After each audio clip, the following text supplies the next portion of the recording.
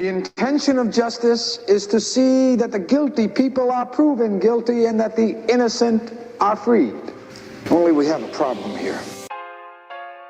Welcome, welcome, welcome. We are taking a look at this case from a psychological perspective. Fun. Everybody was having a good time.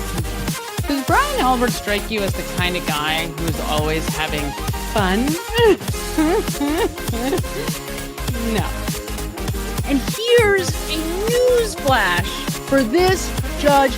Mental health professionals have solutions. They made him arrest. I got the guy so damn. It was like a mix between sadness and anger, because that's the moment for him when he really started to believe that his mother was involved. The only corresponding records in the other databases are from previous days. There is a huge psychological component to what was going on here. And according to this group, Brian Albert Jr. gets like the most celebrated birthday hour of anybody ever. Like every 30 seconds, someone's like, "Happy birthday!" John totally seemed like such a cool guy. John makes me like the police. Somebody jumps in as a journalist, draws attention to it, in a light that is not good for the prosecution. I mean, and there are serious allegations of corruption in the DA's office and the state police. It's not like his 21st birthday. Hi, loophole lawyer. How are you? It feels great. It feels good to be back. I'm going to go with the seahorse because certainly I've gotten a lot of love from everybody today, which feels nice. You are very, very loved. And I can't believe we get to spend your birthday with you. Happy birthday! Text messages read back as if he's the aggrieved party. Hold on. Have each of you been called murderers? Who wants to be the one to give Matt the bad news? I wanted to prove or to demonstrate. I don't know where the dog was. I didn't hear any barking. Her name is Sunny. She was named after Santino Corleone. Say hi, everybody. There's my Johnny. Hello. That's my Johnny. Sunny barks if you walk by my window and sneeze. You're not really going to deny this, are you? It's so weird. It's like the Inside Out, upside down. And Narnia. I would get at some point in a timely fashion and then turn it over. Know if we had it enough, or we had it all, I should say. Kill me. Not having any observable or detectable electrical activity would be asystole. Means death. 3 separate tab IDs. The thing he had to encourage her to do was not to testify. You know, and Julia Albert responds to the text message from John, and she goes, "My biggest fear in life is ending up on Turtle Boy." Stop it. Oh, you never seen that? Oh, I got it. You're not going to like this, though. You're going to disagree with me on Just say it. I like the disagreement. conflict. Okay. Yeah, the disagreement. People are terrified of him. They're absolutely terrified of him. And how do we know that? We know that from the mega motion. Just another day for me, right? Which means it was just not an ordinary day for somebody else. Just when you thought you were out, they pull you back. Karen Reed plots. She fabricates a conspiracy. I am just a person who likes to understand.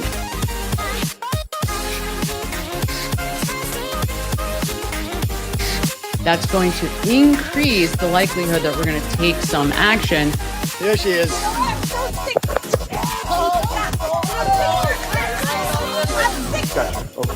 My sister Jillian, yes. It's funny. But then he's got part of his shirt untucked. His back pocket is kind of hanging out. You have to buy that. So, you have to buy that. So. And showing solidarity, you can see them there. It's about getting justice for John O'Keefe. There clearly is an issue of integrity. How dare they? Justice for all. Only we have a problem here. Welcome. It's another Wednesday night live. Hi, everybody. I'm so excited to be here with you guys tonight. It is like insane how much is going on right now. Like I just cannot keep up. I have literally I'm kind of resigned to this now at all times. There's like 3 different videos that I'm working on because it's insane. Like it's insane. Let me just leave it at that. It's insane. People warned us. They said that when the civil action in the Karen Reed case started picking up, that it would just be craziness. And that is exactly what has happened because now we have however many 3 Karen Reed civil lawsuits. Then you have the plaintiff lawsuit, the defamation case against McCabe and Co. against Karen and Aiden. Then you have all of this FOIA production material that's leaking into the consciousness at the same time. It's just insanity, right? We have the depositions, you have these cases you can't even keep straight because they're all in front of the same judge. So, you don't even, I feel like the lawyers don't even know where they are when they're in front of this judge, right? Like, wait, what are we doing here? And why are we here? And which case is this? I mean, it's craziness. It's like really, really craziness. So there's that. There's all of the Karen Reed Justice for John O'Keefe. It's like endless. And because of Karen's case against the town of Canton and the Massachusetts State Police, because of the Miles King case with the Proctor and Good texts, and because of the fact that it appears as though something about the cops being exposed is giving people in and around that community, Canton, Massachusetts, permission to start talking. And it's interesting. I had heard this from John from the Canton Chronicles. He made some mention of this like maybe 2 weeks ago. As soon as we heard about Karen's case, within a few days, he started talking about how he noted that cops or people are starting to come forward and are willing to tell their story in a way they hadn't been before. Well, that turned out to be pretty true. Yesterday, we see that, and Boozy Beauty did a beautiful job of summarizing on her X account, which we'll take a look at, about the story related to James Sullivan, who is also known as Sully. He was with John at CF McCarthy's the night that he would ultimately end up meeting his fate. And he's the only one that was not dragged in by Adam Lally into Karen Reed's first trial. And it turns out that he was threatened by Chris Albert. Right? If you don't know what I'm talking about, we'll get to it. Then Loophole Lawyer and I, like a month ago, maybe even more, when we first heard about the gala, he and I were kidding back and forth, texting, and we're like, oh, we should get somebody to go for us and report back what happened, right? That was as simple as it was. So I shot a few texts out to people I knew in and around Massachusetts. And I guess he did the same. And that was that. We never spoke about it again until Saturday. All these texts are coming through from Vince with recordings, audio, like images, text messages, all this stuff that he was getting from Dee Dee, who had been at the gala. I mean, it has just been wild. It's been crazy. So we are going to take a quick look at some of the audio from that tonight because it's interesting.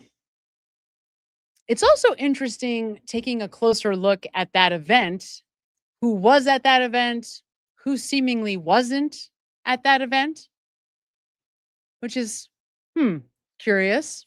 Who the sponsors were, who the organizers were, and what it appears as though that event was really for.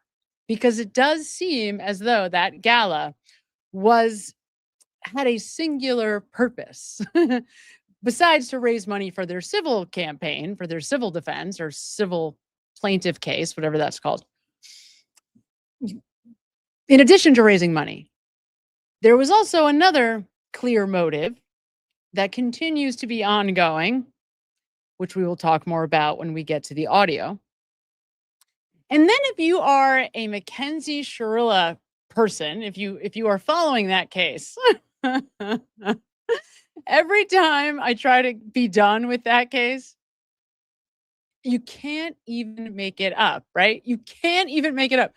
Today, I'm like, just, cleaning up. I was like, all right, I'll put on YouTube. I go to my home screen and and Natalie Shirilla is doing an interview with Chris Cuomo.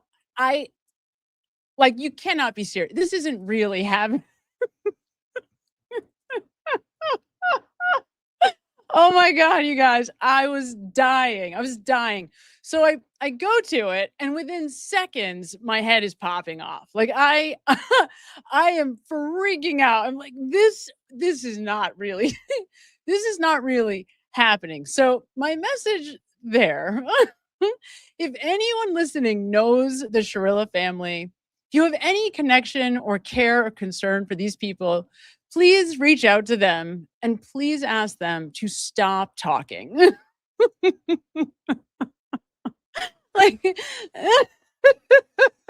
Because it's to stop.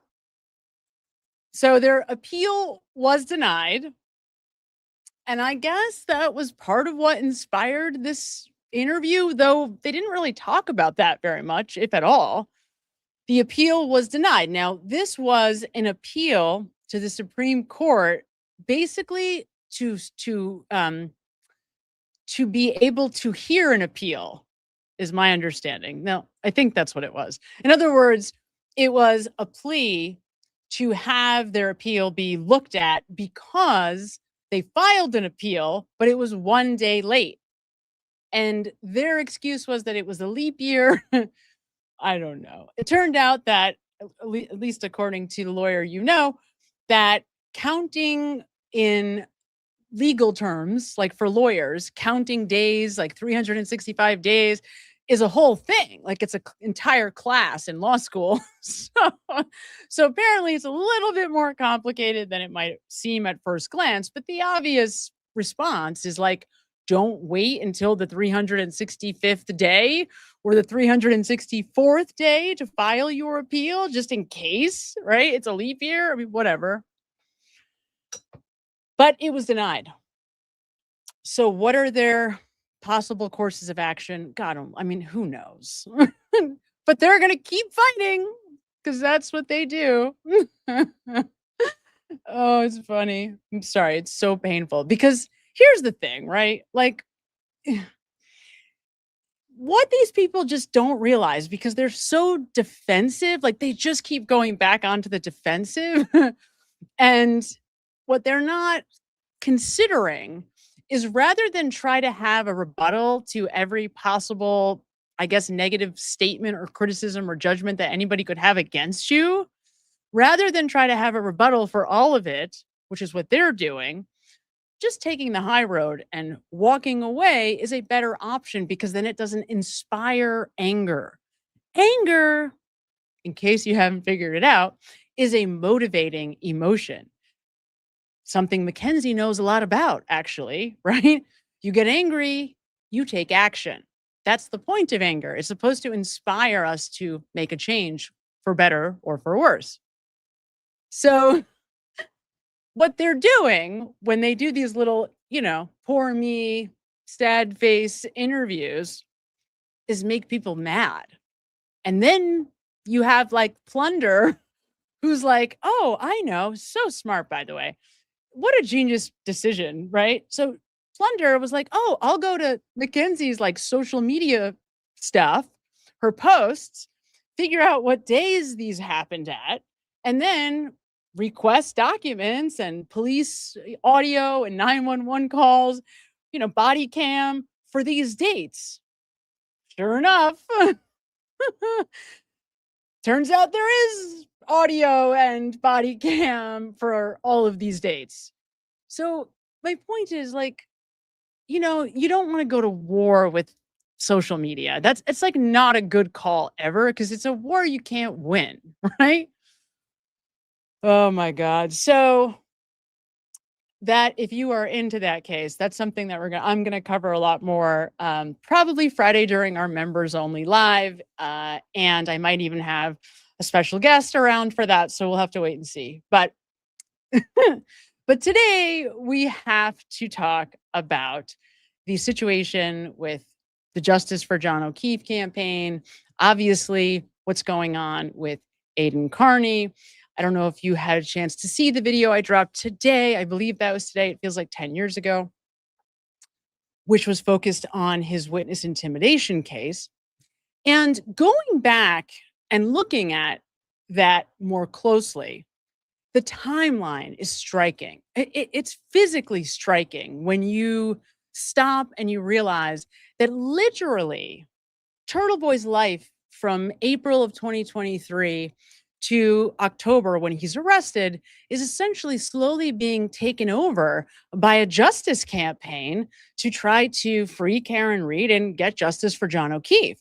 But that's also coming into collision with the House defendants because all of a sudden, oh my God, somebody's pointing the finger at them.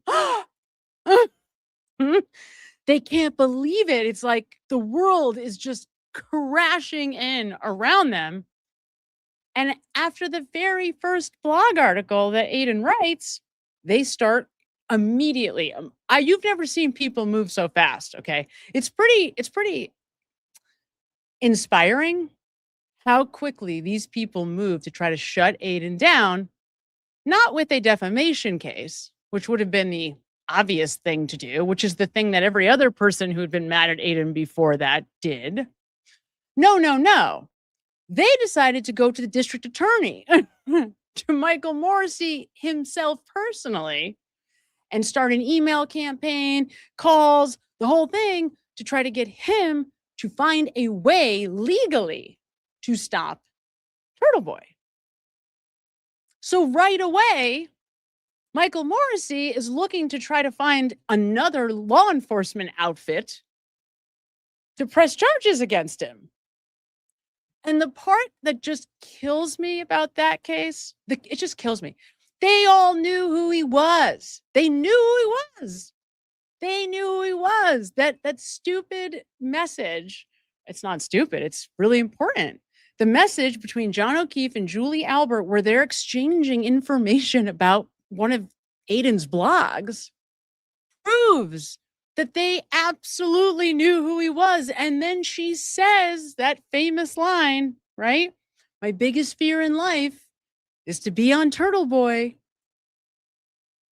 Can't have that statement come out of your mouth if you don't know who Turtle Boy is. And it makes perfect sense that they knew who he was because number one, most of them aligned with his politics. And number two, at that time, they so quickly registered that blog article, like they knew about it immediately and they took action immediately.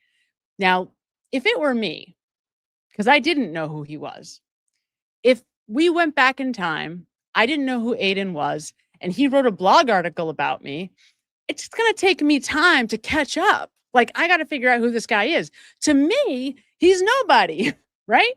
So, okay, some guy with a blog wrote an article about me. The only reason to go running to the district attorney is if you know what's coming. If you know who he is, if you're familiar enough with his reach, with his audience, with what he's done to other people in the past, and not by, hurting anybody, but by outing them with his brand of journalism. So it's so clear that they knew who he was. So clear. Like, it couldn't be more obvious that they knew who he was.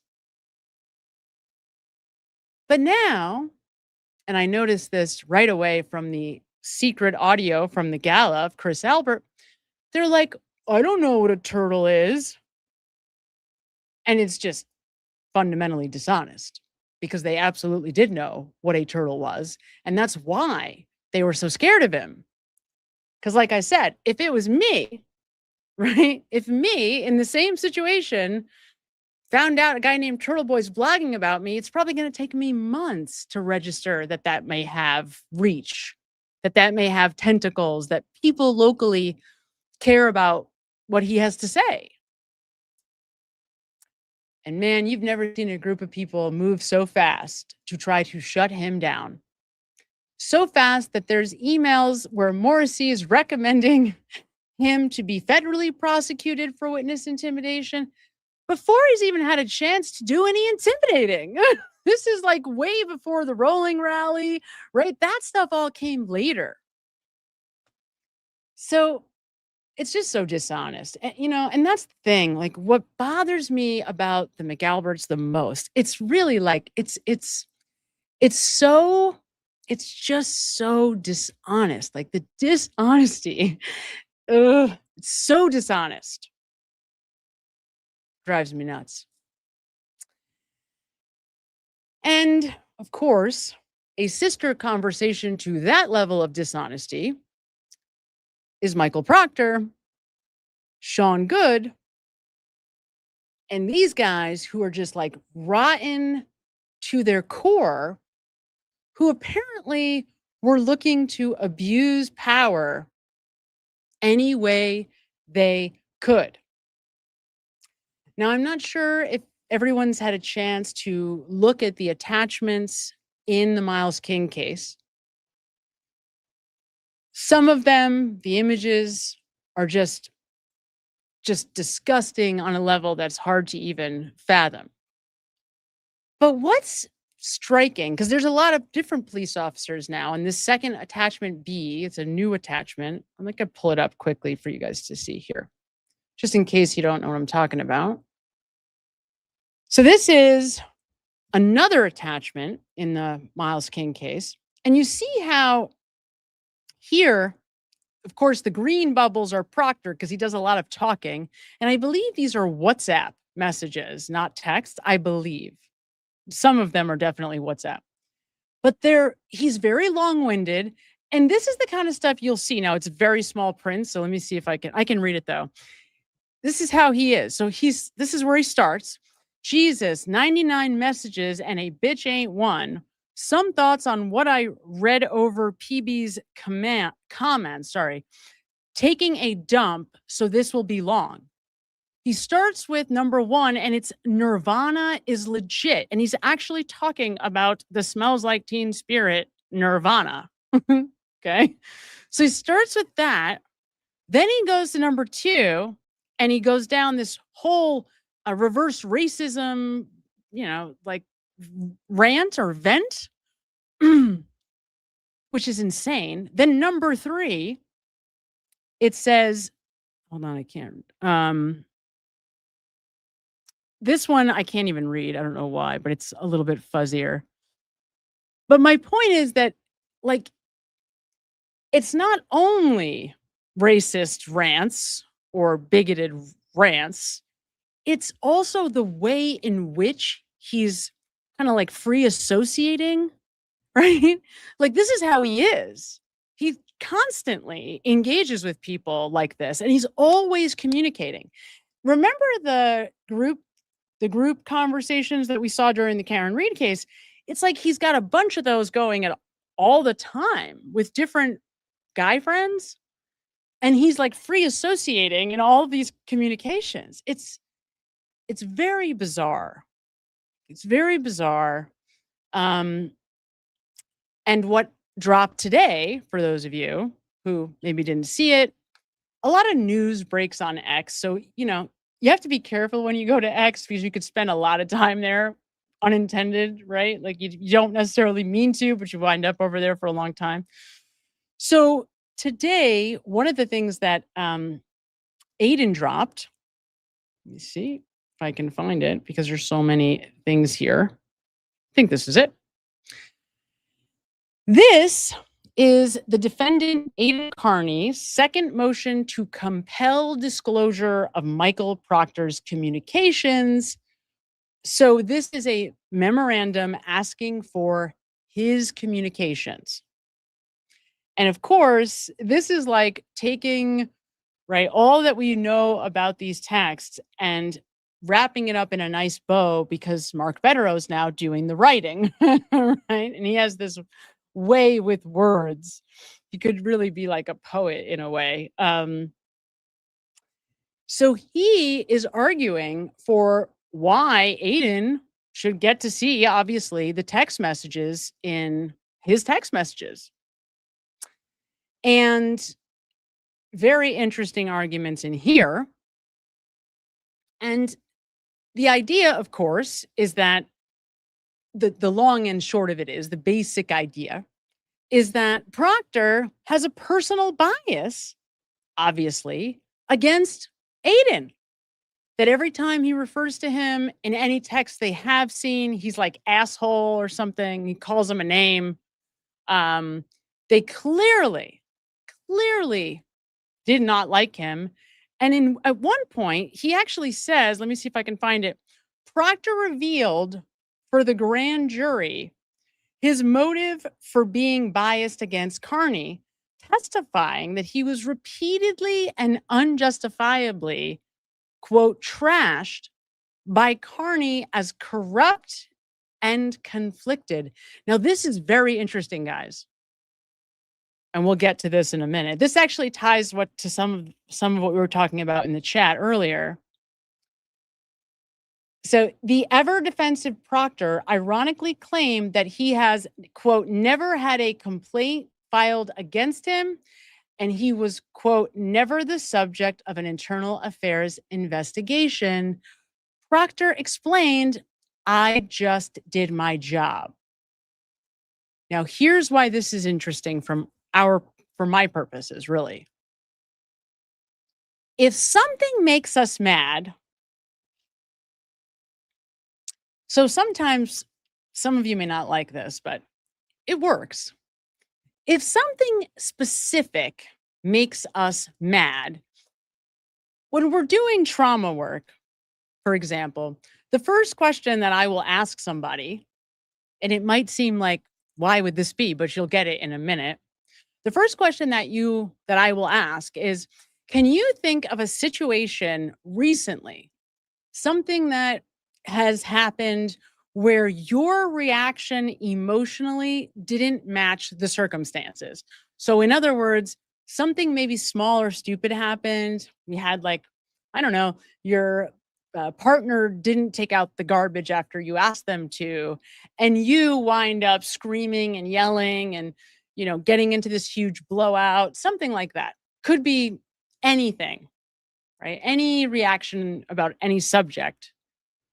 But wherever we have those moments where whatever is happening in our life and our reaction to it is disproportionate to that situation, that's important information.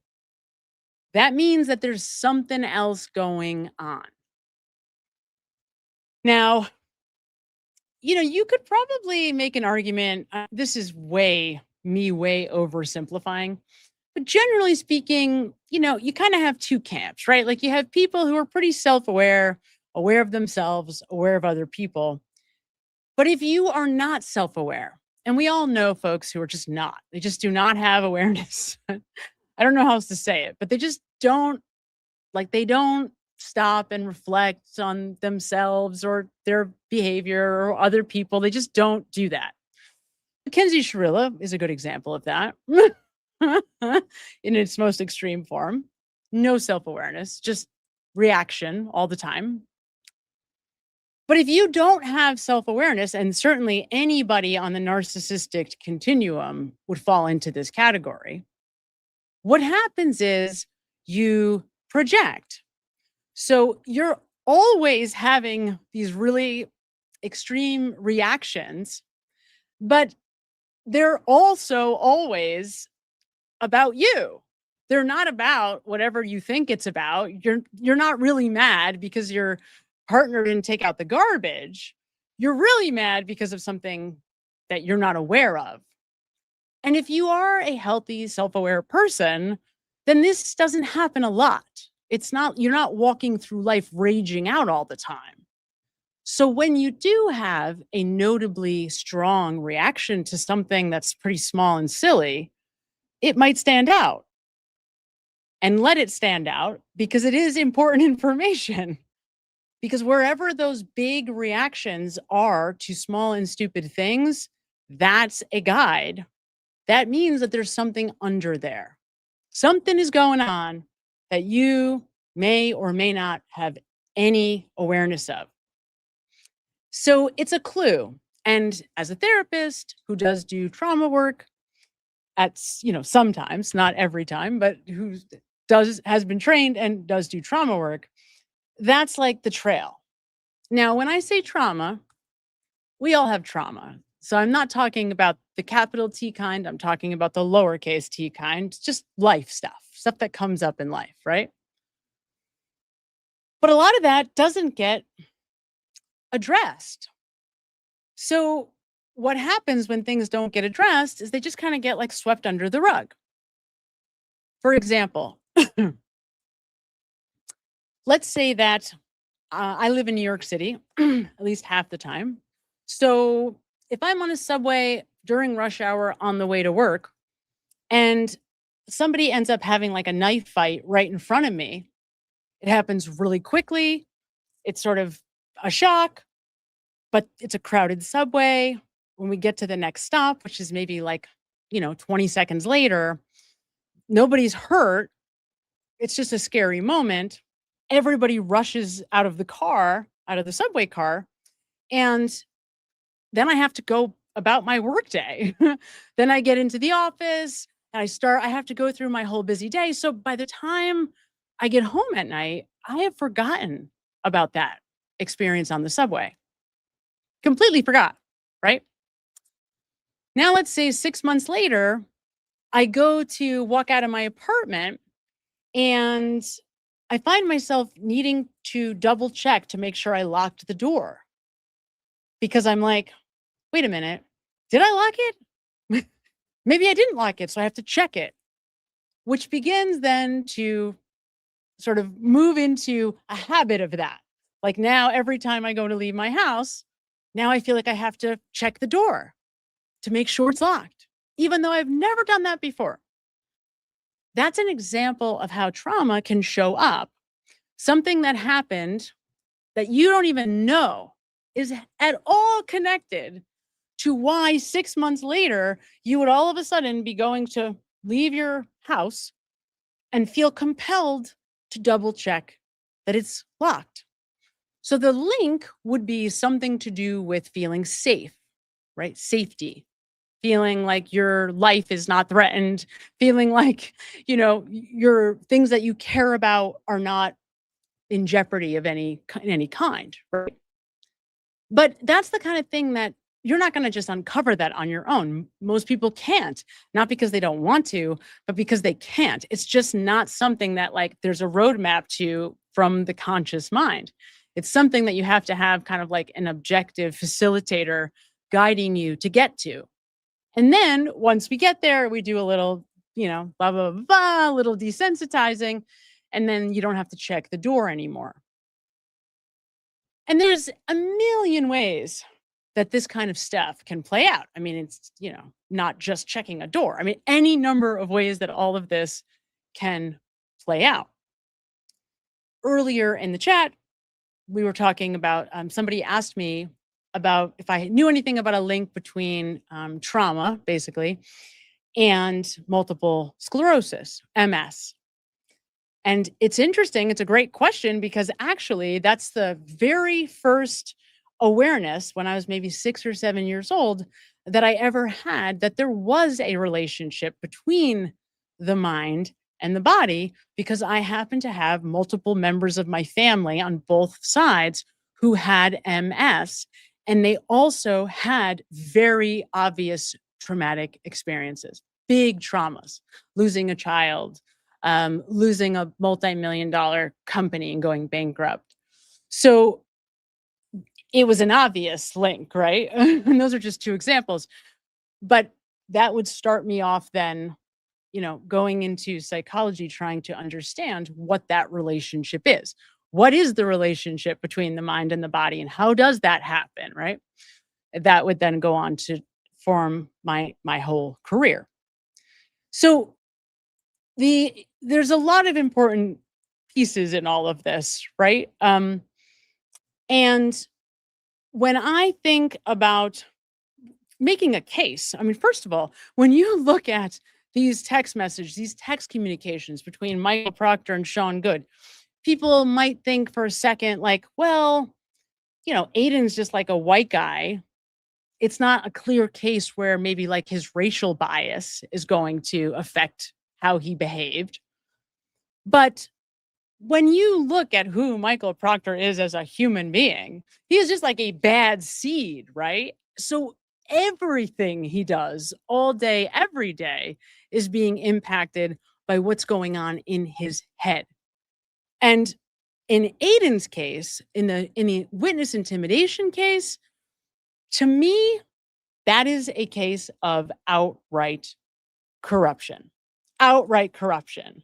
Like, basically, Aiden was outing the very people who would end up arresting him directly. That's what happened there. So, is it going to make it to trial? I think the answer truly depends on who the next DA is, because his trial is scheduled to start on December 1st, which is my birthday. And it really depends on, who takes office, right? Whether or not that case ends up being worth whoever is coming in next, the next administration, worth their while. That would be my guess, just looking at the timeline. So very, very interesting, that whole thing. And thank you. I see people saying my happy 6-month birthday. Loophole Lady is here. Hello, Loophole Lady. Bring back Mondays. We will talk about it in the future. Welcome, Rexy G55. Welcome, new members. At Jill Farms sends $5 Canadian. Sharilla, her behavior may have been influenced by her upbringing. That doesn't diminish her personal responsibility for the choices she made. Absolutely not. Oh my God, no. But that's the whole point, right? I think, Jill, in that case, the whole point is that her parents, I mean, if you saw the Natalie Sharilla interview, basically what it was Natalie rationalizing the entire time from the very go. The very first question that Cuomo asks is, I understand that you feel like your daughter's being misinterpreted, like mischaracterized, misjudged. That's the very first thing that they start talking about. And so she immediately starts rationalizing. She goes, what's the phrase? She was just so little. That's what she says. She was so little. Like, what? What? The entire conversation is her mother trying to rationalize why Mackenzie was not responsible for her behavior. And that's the part that is so frustrating. This child has been brainwashed, truly, to not even know that there are reactions to what she does. Forget about consequences. It's like she doesn't even know that she has a power to have influence. Do you know what I mean? It's insane. It's absolutely insane. It is absolutely mind-boggling. What a sick puppy that woman is. I don't know how else to say it. I mean, Natalie is insane. She's insane. Jackie, hello, sister. She sends $4.99. Hey, sis and crew. Just want to say hi and let you know that the chat crew members here at IDBH are the absolute best, and we appreciate you all so much. Oh, thanks, sissy. And she is so right. You guys really are the very, very best, and very, very blessed to be here with you. For sure. Thanks, Jack, for reminding us all. Oh, hello, your dad's favorite mom. Happy 3-month anniversary. Sam, I saw your dad on an ESPN show. Oh, yeah, right. Because of the Knicks. and was cracking up the whole time. You definitely get your passionateness from it. That's so funny that you saw my dad. That's hilarious. Yes. Um, yes, yep. I don't know what else to say, but I know what you're saying exactly. And that's, I'm sure he's been doing the little tour, right? Because of the Knicks, 53 years, he's still like on cloud nine. Like I reached out to him on Father's Day and he was like, it's Knicks all the way on his mind. So that's very funny. Welcome, Teresa D3s is a new member. And we have to say, of course, my sister says, and a special shout out to Denise. So much love. And so true. Denise is the best mod the world has ever seen. And she absolutely is. Now, because my sister is watching, and I know she wants to see this. So while we have her, we'll start with the hidden camera from the other night, from the gala. Now, the first thing I want to say here. I'm so honored to. This is obviously Kate Peter, otherwise known on Twitter as Masshole Mafia. You know you're in trouble if this is your motivational speaker of the night. So I'll just say that. They had 180 people in the house. And interesting, nobody that I could find, and I'm not swearing to this, I don't know for sure, but it does not appear that anyone saw the O'Keeffes. I asked specifically about, try to get the message to Dee Dee. Did you see, the O'Keefe family? Apparently not. Now, that doesn't mean they weren't there. Maybe she just didn't know what to look for, didn't see them, whatever. But I thought that was interesting because I guess at this point, I kind of assume that where there is one, there is another, right? That they're together all the time. And doesn't appear that was the case. So this gala was specifically, it appears, put together by the forensic room girls or the foreskin girls, some of them anyway. Tuesday apparently was not there. And I guess because she wasn't there, when Vince first put out his video, she immediately, went on Twitter saying, oh, this is AI. Like, don't believe this. You guys are so stupid for believing that this is real. When, of course, it was real. Just some of the images were, like dubbed over because he was making a joke. He was pretending that he was actually at the event, and that completely confused people.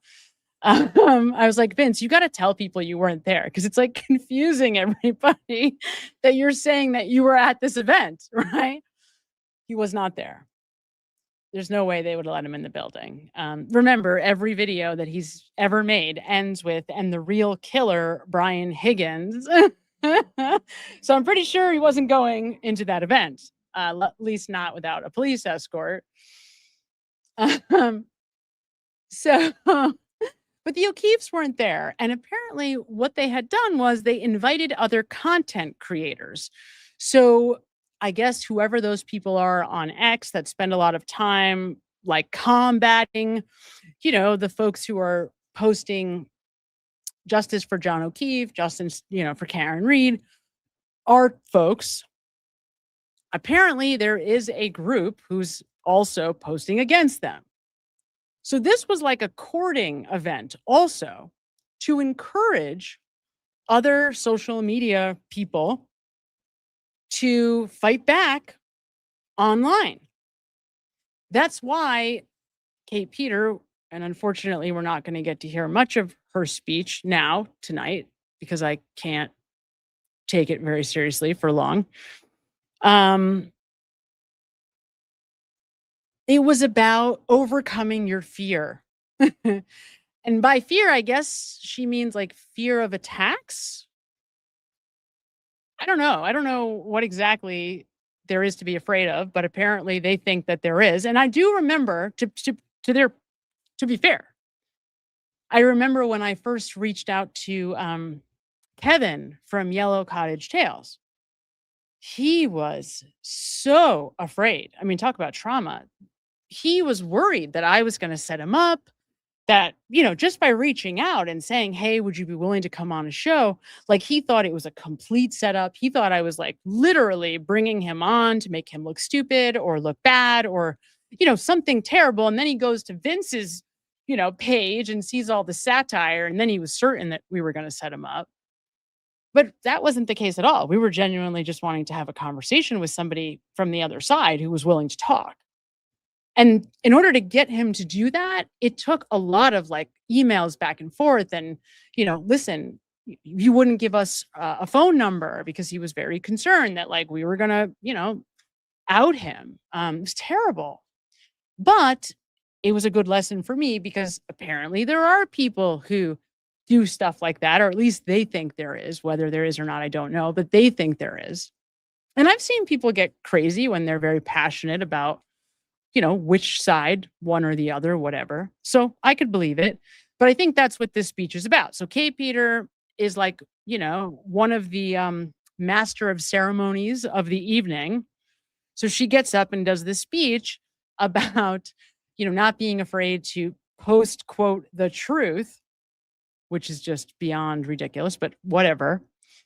And this is a little snippet from that speech. But the important thing to keep in mind is this is all about like starting a retaliation social media campaign to fight all of us, is basically what this is. Be in the room with each and every one of you. And I'm going to talk about fear, right? Because the biggest thing that I think we've been fighting against here is this fear that's been cultivated in so many people.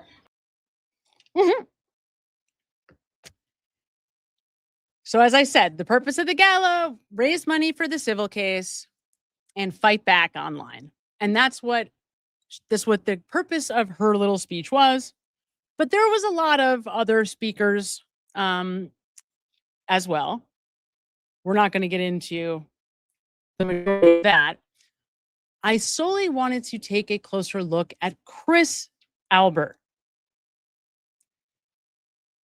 So I think we're going to jump to him next. Now, let's see.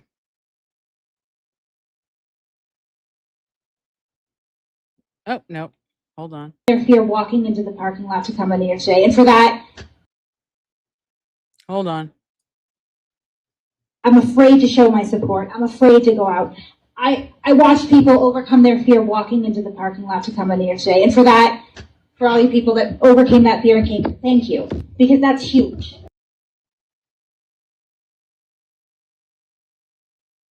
You guys have sacrificed a lot. I want to thank Kate, Carrie, Denise, the kids, everyone that put this together tonight. I'm probably going to miss a couple of people. All the girls over there working the merch stand. Thank you so much for what you're doing. I want to thank all. So now the next thing that happens is that there is, unfortunately, a bomb scare. That did happen. That is a legitimate event. That is what took place. It was not a joke. That's something that really happened. And that sort of pauses the festivities for a bit. The cops have to come in, do a little sweep to make sure, whatever. So I apologize, but the police are here. And for those that don't know, that is Jen McCabe's sister. No one's going to do anything. It's all blah, blah, blah. Press, it's got to stay on. And you can hear, if you listen carefully, Matt, he's like, no one's going to do anything, blah, blah, blah. So he's, talking to Dee Dee, apparently. And he's also like trying to give Chris pointers on where to stand, how to hold the microphone so that people in the back can hear. 180 people, to be fair, is a big room, right? That's a lot of people. So even though it doesn't look like that because we're, looking right at him, it looks like there's maybe a room of 20 people, but it's a pretty good sized room. And Dee Dee was really right up front, actually. Right here. It has to stay right here when you talk. All right, ladies and gentlemen, it sounds like the bomb scare is over. All right. So now we're going to listen carefully here to what Chris is saying and just take note of what jumps out. Like when you're listening to him, the other thing I would say is before we get started, imagine that you are the House defendants, but you're innocent. Okay. Like Karen Reed really did kill John O'Keefe. Now, obviously, that didn't happen. There's no world where that happened because a car did not cause injuries to the body of John O'Keefe, and John O'Keefe's body does not have injuries part and parcel to a car accident. So there's no collision, which means Karen Reed is not responsible. Having said that, let's pretend that for whatever reason, that is what happened. Now imagine that these guys are all innocent, right? Innocent snowflakes. And you're Chris Albert. Completely innocent. Karen Reed is guilty. What would you say to this group of people? Like, what are some of the things that you could imagine saying to this group of people? I mean, forget it. It's endless. Are you kidding me? You have a room full of content creators, essentially a social media army that you're kind of trying to cultivate. It's pretty ridiculous, right? Because at the same time, they're talking about, Karen and Aiden and this narrative and the brainwashing. It is priceless, but forget about that for a sec.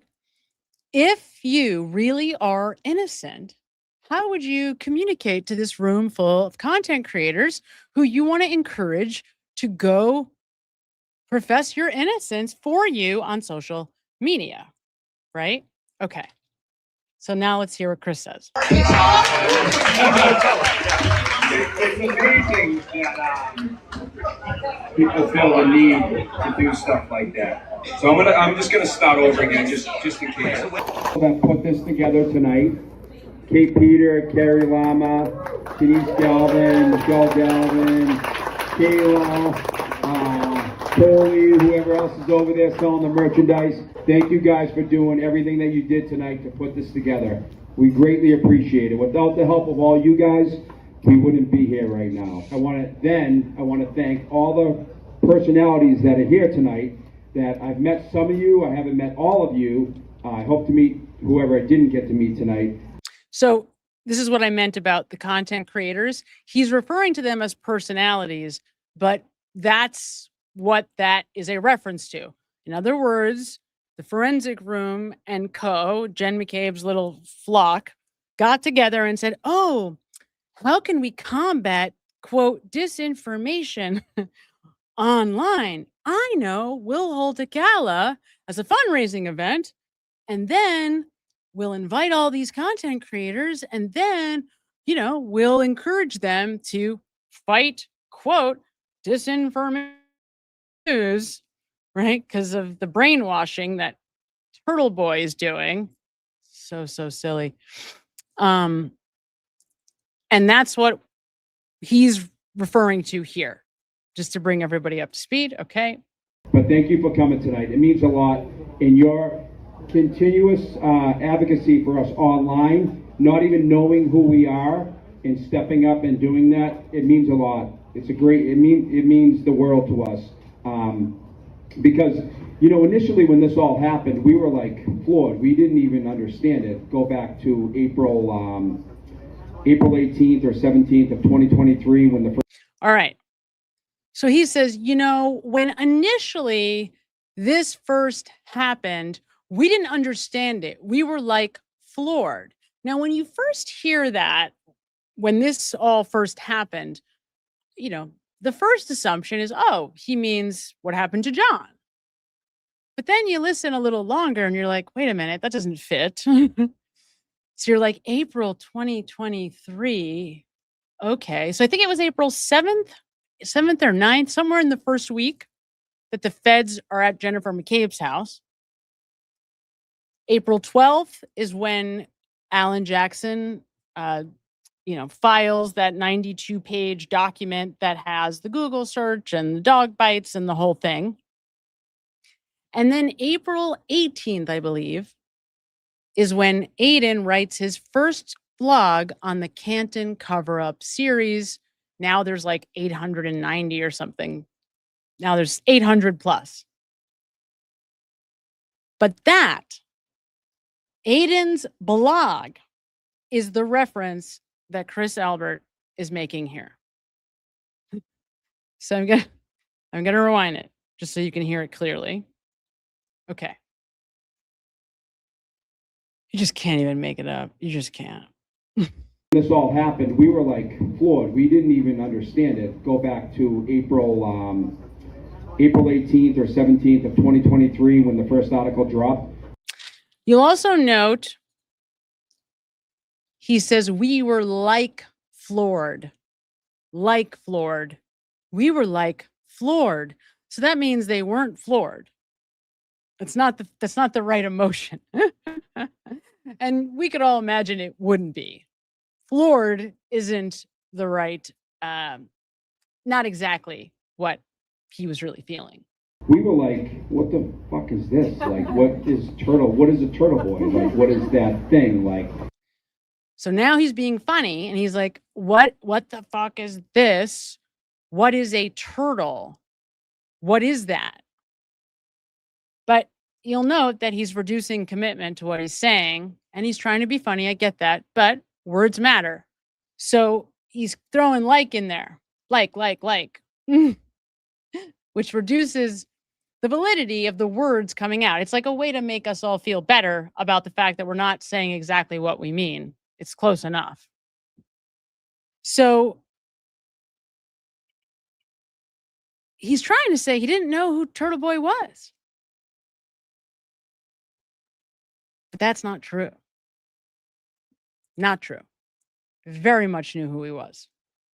so when we first found out about it, it was kind of like, unfortunately, it was about my son and my brother, and I'm like, what the fuck? Like, this isn't real life. This can't be real life. Well, it's not a big deal. It'll just blow over. Like, this is just some random, like, tabloid magazine or whatever. But, and then it's... Now, you'll note, and I don't know how they're getting away with this. I mean, I don't know how a room full of 180 people, and maybe you guys can help me with this, because I don't get, how can 180 people be in this room and they not realize that it wasn't a tabloid, that Aiden was writing about legal documents that actually were filed with the court in a murder trial. So they weren't tabloids. It wasn't like, somebody's just picking out of the sky things to say and then putting them in a blog post. I mean, these were things that were coming straight out of court filings. And think about that for a second, because you guys know who the judge was, right? Soon as she found any way to keep Colin out for the second trial, she successfully was able to do that, which didn't really make sense, but whatever. So you don't think that if she could have kept Brian Albert and Brian Higgins out, that she would have? In other words, it's not like there was no there. I mean, John O'Keefe's got clear dog bites on his arm. They're as clear as day. Actually, I mean, it's so obviously dog bites, right? It's dog bites, period. And it just so happens that there is a giant aggressive dog in the house who's missing that next morning, right? What do you mean tabloids, Chris? Like, I don't understand how this room full of people could be just like this stupid, dishonest. Like, what is the adjective that fits here? I don't know. Started developing, and I'm like, holy fucking shit, this is real. So, but initially we didn't get the support because, the truth doesn't sell. The truth is kind of blah, it's kind of boring, but the truth is important. Without the truth, we don't have anything in our lives. So all the people that have stepped up, got in our corner, and, most of you did. All right, I'm going to play this again Listen carefully here. It's just so silly. So silly. Not even knowing who.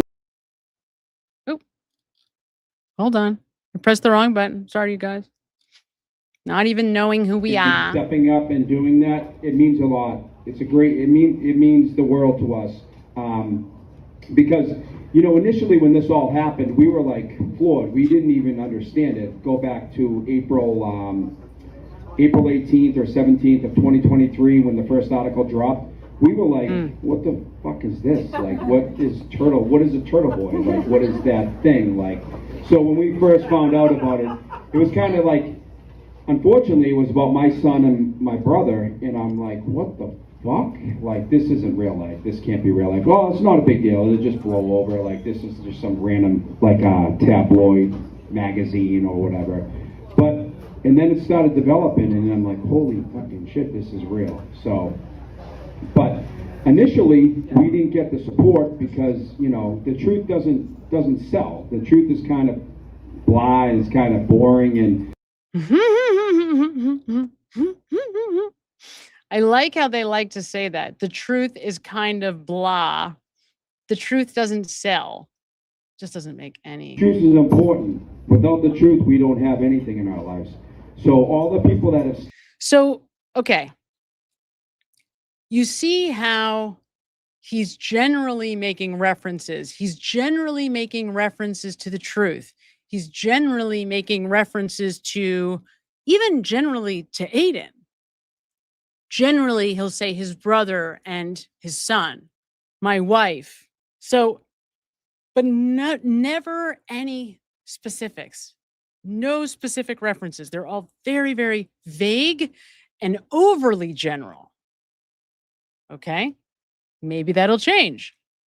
Stepped up, got in our corner, and, you know, most of you didn't even really know us. Some of you did, some of you didn't. But I want to say thank you from the bottom of my heart and from my family. Thank you for doing what you've done and what you continue to do. It means the world. Thank you for doing what you've done. Right? Thank you for doing what you've done. What? What exactly are we talking about here? Like, if you didn't know who this was and you just heard this, there's no ability to place what they're talking about because this is like almost an irrational conversation. It's an irrational speech. It doesn't even make sense. To all of us, to all. It means the world to... It means the world to me, my wife, my children, my brother, his family, Jen's family. Okay, so you see what he's doing here, right? He's trying to fill the space with safe conversation. He's trying to figure out what can I say and make it sound meaningful.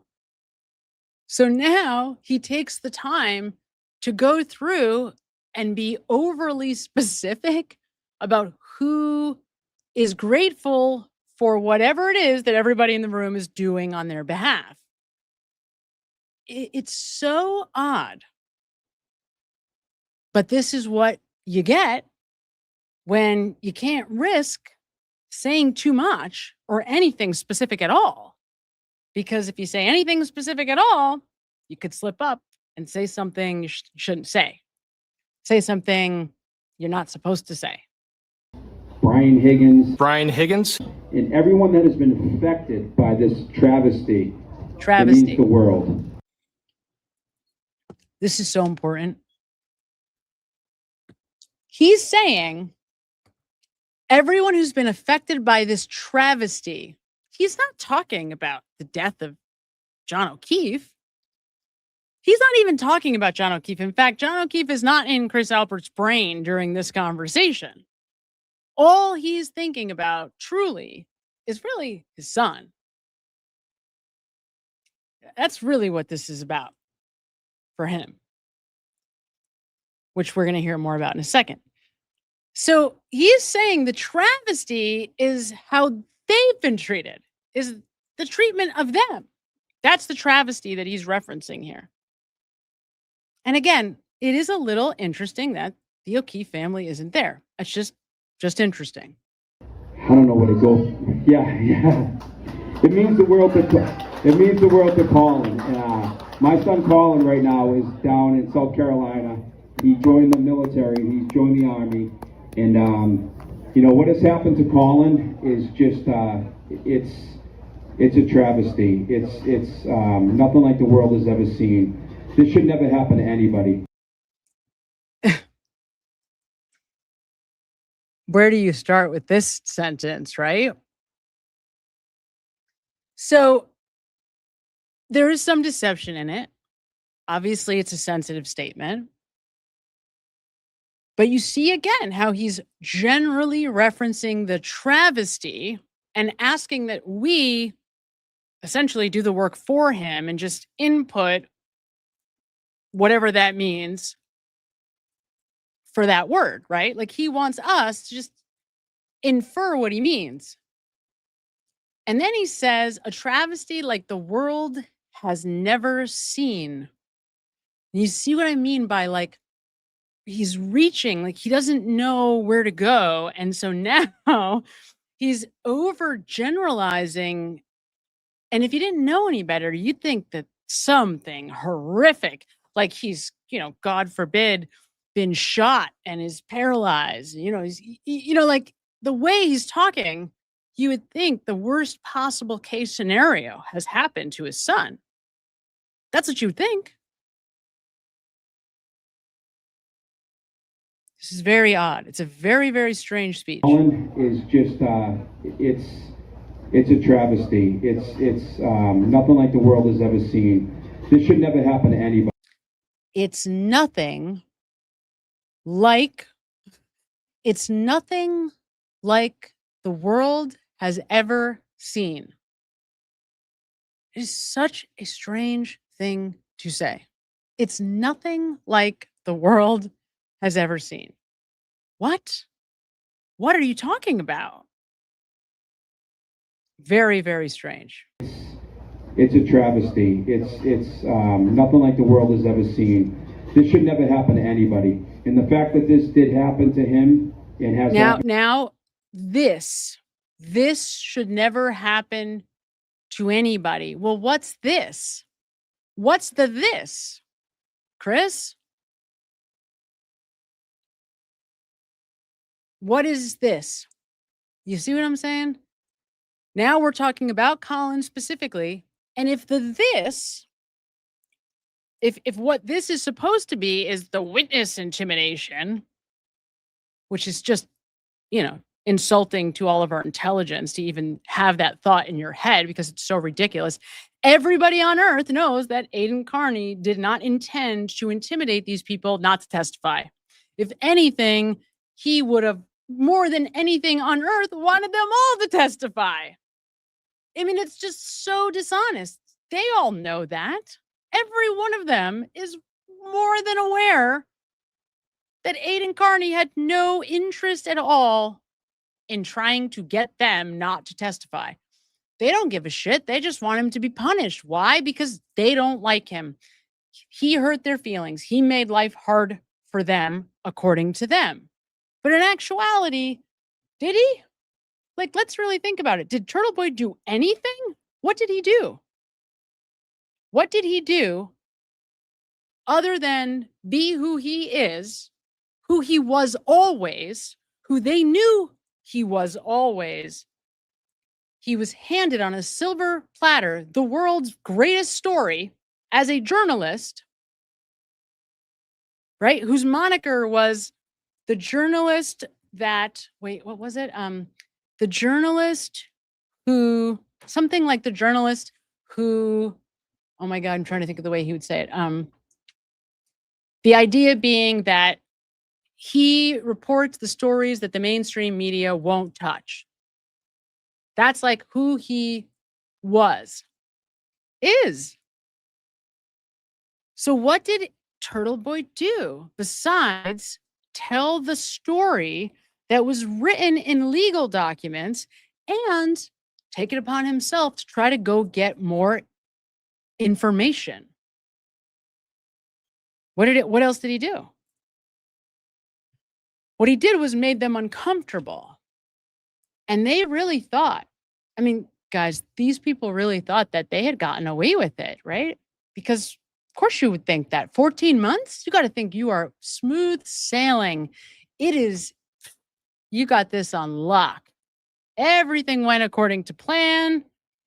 Everyone must be starting to like exhale now, right? And then knock, knock, knock. The men in black are in your driveway. Could you imagine like how soul crushing that must have been for these people? Could you imagine? Soul crushing, you guys. Soul crushing. Soul crushing. At Sassy3-M5H sends $2. Thank you so much, at Sassy3. At Jill Farms. Oh, thank you so much, Jill. Gifts. I can't see. Let me move this, you guys, for a second so that I can see what this is. There we go. Gifts and I Don't Belong Here membership. Thank you so much, at Jill Farms. You are amazing. I so appreciate you. At KY Granny X13 sends $5. Thank you so much, Sam. Your reviews are spot on. At Denise is awesome and rocks the chat. Sister Jackie, you are the best sissy to all. Thank you so much, KY Granny. Thank you for being here. Thank you for your support.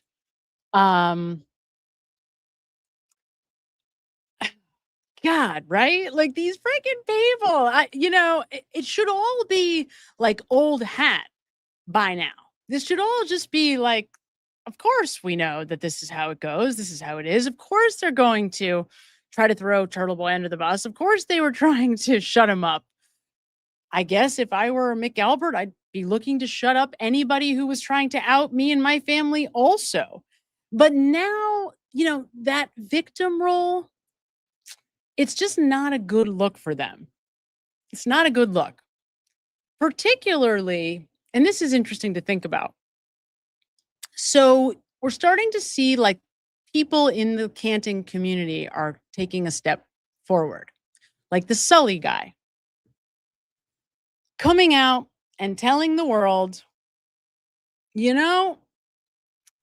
Sean Good made a comment like, what else we're really good at? Covering up murder in, April of 2023 or something around that time, sometime in 2023. I think maybe it was later than that. Chris Albert making, implicit threats in the pizza shop to Sully. Oh, I didn't know you were at CF McCarthy's that night. And Sully's like, how'd you know I was there? Oh, it's in your police interview. Where'd you read that? Oh, yeah, it's online. It's public. Of course, it wasn't public. So if Trooper Moore and Trooper Proctor, former retired, disgraced, fired, whatever, monstrosity, rotten to his core, Trooper Proctor. Well, how do you think Chris Albert found out that Sully was there that night? Right? Like, I don't know. It appears as though these guys are in trouble. That's the best way I could say it, right? They've got to be starting to feel that. Now, that's nice that they had 180 people turn out for them, buy tickets. But I have to say, and I really wish that I had the time to do this because it would be so cool. Could you imagine if all of us got together and did a comparable thing? First of all, it wouldn't be 180 people in a room. We could probably have 5,000 people easily in a room from all over the world. We could be in Boston downtown proper, like in the seaport or whatever, somewhere really nice and beautiful. I mean, we could do it right and it would be badass. It would be so fun. So I'm jealous that they got it together to be able to do it because I do think it was a great idea.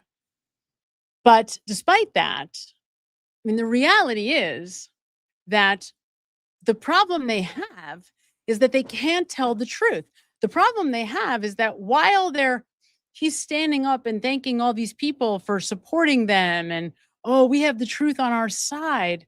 The reality is They're in court doing everything they can to get around Colin having to produce documents.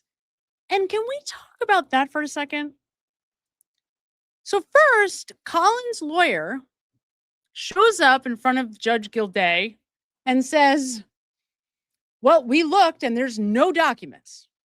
No documents. Okay. There are no documents. The only document that Colin has is that screenshot, which if you saw my video with Turtle Boy, you will have seen that there is an analysis in there of Allie, a little statement that I hadn't caught before that I caught yesterday. More evidence in her testimony that she's totally full of shit and lying about the screenshot. Lying about the fact that they existed at all, that there was a conversation about picking Colin up at all at that time. It's just more evidence. Like we need more. But now you've got this other lawyer who's not actually Colin's lawyer, but Chris, whatever his name is, the big shot, Ray, is it Ray? The big shot lawyer, you know, the one that won the Alex Jones lawsuit. Raggy? Chris Raggy, is that his name?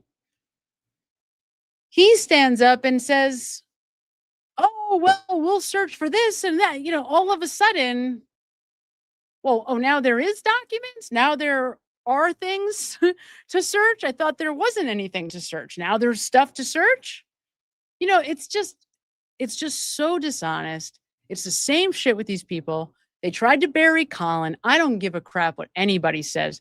You don't think that it's at all suspicious that Colin Albert has been sitting in his parents' house since 2022? He files a civil suit and then a week later takes off to South Carolina to go enlist in the army? You don't think that's suspect at all? You think that's just like completely coincidence? He had 4 years sitting with his thumb up his ass at his parents' house. He could have at any point joined the military.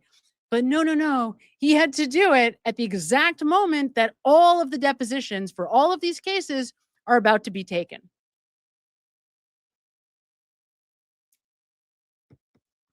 I'm sorry. I'm not Vince. I'm not fooled that easily. I don't buy it. I just don't. They have gone out of their way from the very beginning. Remember what David Yannetti told us. There was no report. Colin's name didn't appear anywhere. In fact, all that Scanlon said was the nephew. They didn't know who that was. That was Karen figuring it out. That was Karen saying, well, the only person that I know that John had problems with was Colin. Lo and behold, guess who it turned out to be? Turned out to be Colin. Oh, it's just so frustrating. It really is. At Jill Farms sends $5. Sam, haha, every time you start cracking up, I laugh so hard. My husband says, oh my God, Jill, that's what I do. I do that. Everyone my daughter thinks I'm crazy. Like I just talk to myself like all the time. No, I really do. That's funny. I'm rubbing off. Tell them I'm having that effect on you now. That's hilarious. At Lynn Jennings 8390 sends $9.99. I think we're going to need group therapy to get through all this stuff flying in this case. I keep having to suppress my anger, which is not going well. That's how I feel. Well, the Mackenzie Shirilla case sends me through I want to go nuts because when I hear her parents, I can't take it. I just can't take it. I just the rationalizing, the denial is so extreme. It's like your daughter murdered these two guys, like these two people, like they're no longer on earth. What's the malfunction? You know what I'm saying? Like, she actually said today, the words, it's a little unfair. That's what she said. It's a little unfair. We're being unfair to Mackenzie. You're allowed to have opinions, but this would be a good time to just keep them to yourself if your name is Natalie Shirilla. I don't know. The stupidity level is just like so high. Do they really not even know a lawyer? Is there no lawyer in their life that can call them and say, hey guys, you know what? Probably don't talk anymore to the media because it's not going well. So bad. But I get it. I totally get it, Lynn Jennings. I totally get it. These cases are aggravating. I mean, going through the Aiden case and just realizing like, wait a minute, Michael Morrissey immediately created charges that did not exist immediately because within weeks, like, I don't even know if there was a second Canton Chronicle corruption blog post before he's already recommending to the Justice Department Aiden on witness intimidation charges. All he did was write a story about a court filing, which, by the way, every journalist in America does almost every week, at least once. That's how reporters get their stories. They watch the dockets.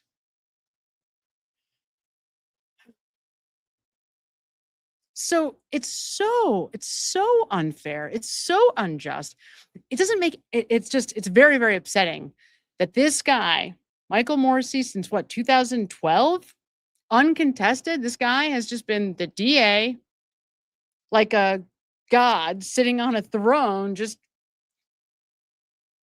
doing favors for people with this like Aryan Brotherhood police force that just does whatever he wants. I mean, that's kind of the way this is starting to shape out. And now Aiden's requesting communications about him between the police officers, right? Which are still redacted, so we can't see the ones that he does have. But there's no doubt all this stuff is coming out, guys. I mean, it's only a matter of time. This is all coming out. It's just going to be, you know, we've seen, I don't know how many people already, like how many law enforcement officers have gone by the wayside, have fallen, are no longer working in law enforcement. But we're probably not even halfway through because there's going to be a lot more chips that are going to fall. I mean, there's just no way around it. At Saucy Meat Sauce sends $2. He's wearing the same thing. I know he wears every day. So this is a gala, like, hello, right? I know. What is, like, Kate Peter is wearing jeans and like a shirt that I could see myself wearing right now. I don't know. I don't get it. He actually, I will say, Chris actually looked better than she did. What goes on? What's the thinking? I don't know. I don't get it. At J at Jomo0301 sends $4.99.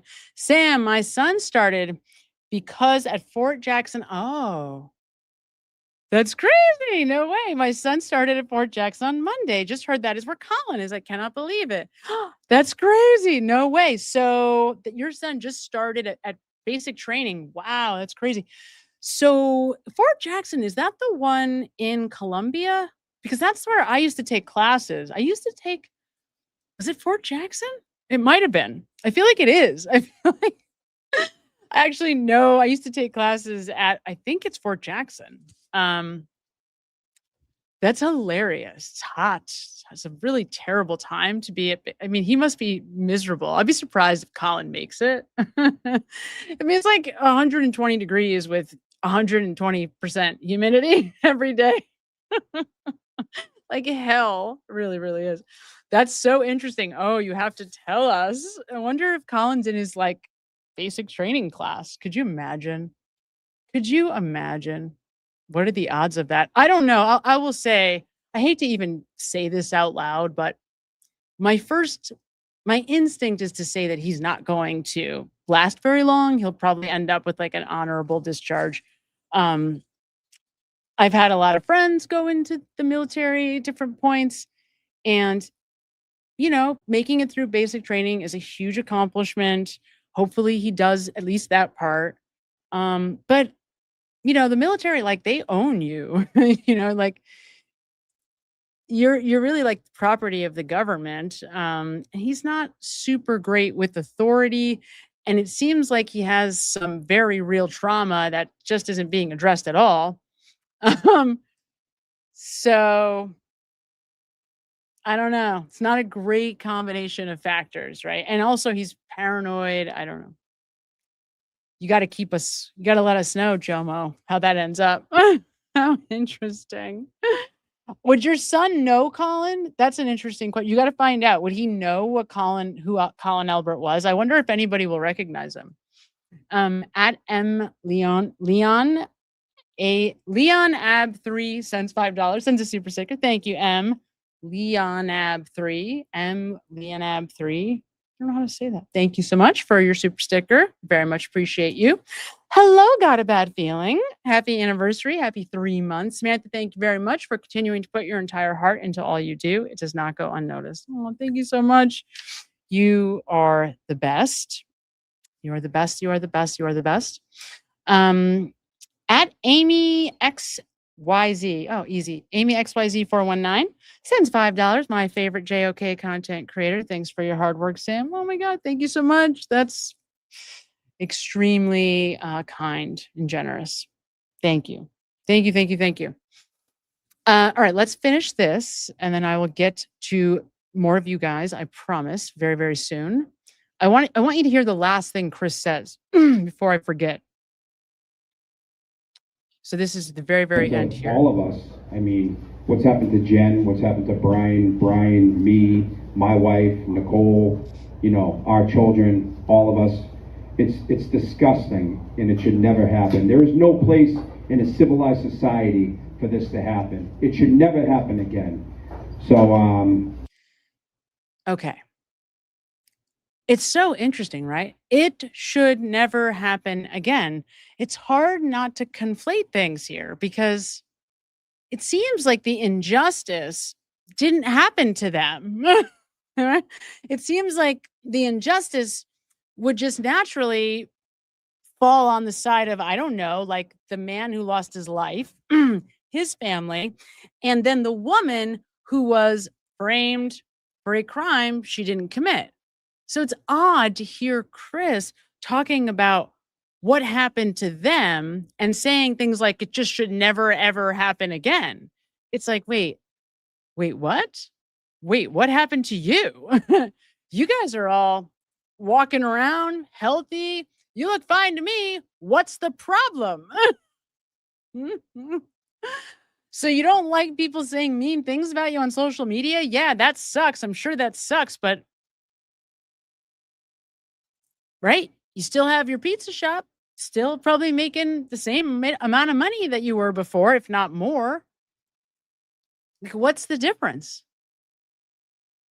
I don't know. To me, this is just some craziness now. I mean, listen to what he's saying. It's crazy. Like, look at the language he's using. I mean, we know it's deception, but it's crazy. I mean, think about how like extreme and absolute it is. And it should never happen. There is no place in a civilized society for this to happen. It should never happen again. So, what should never happen again, Chris? What? What is it? It's your son is involved somehow in a murder that you guys then try to cover up and then blame somebody who didn't do it for. And now you don't like it that people are outing that. I don't know. What is it what's it? Because look at John O'Keefe's body.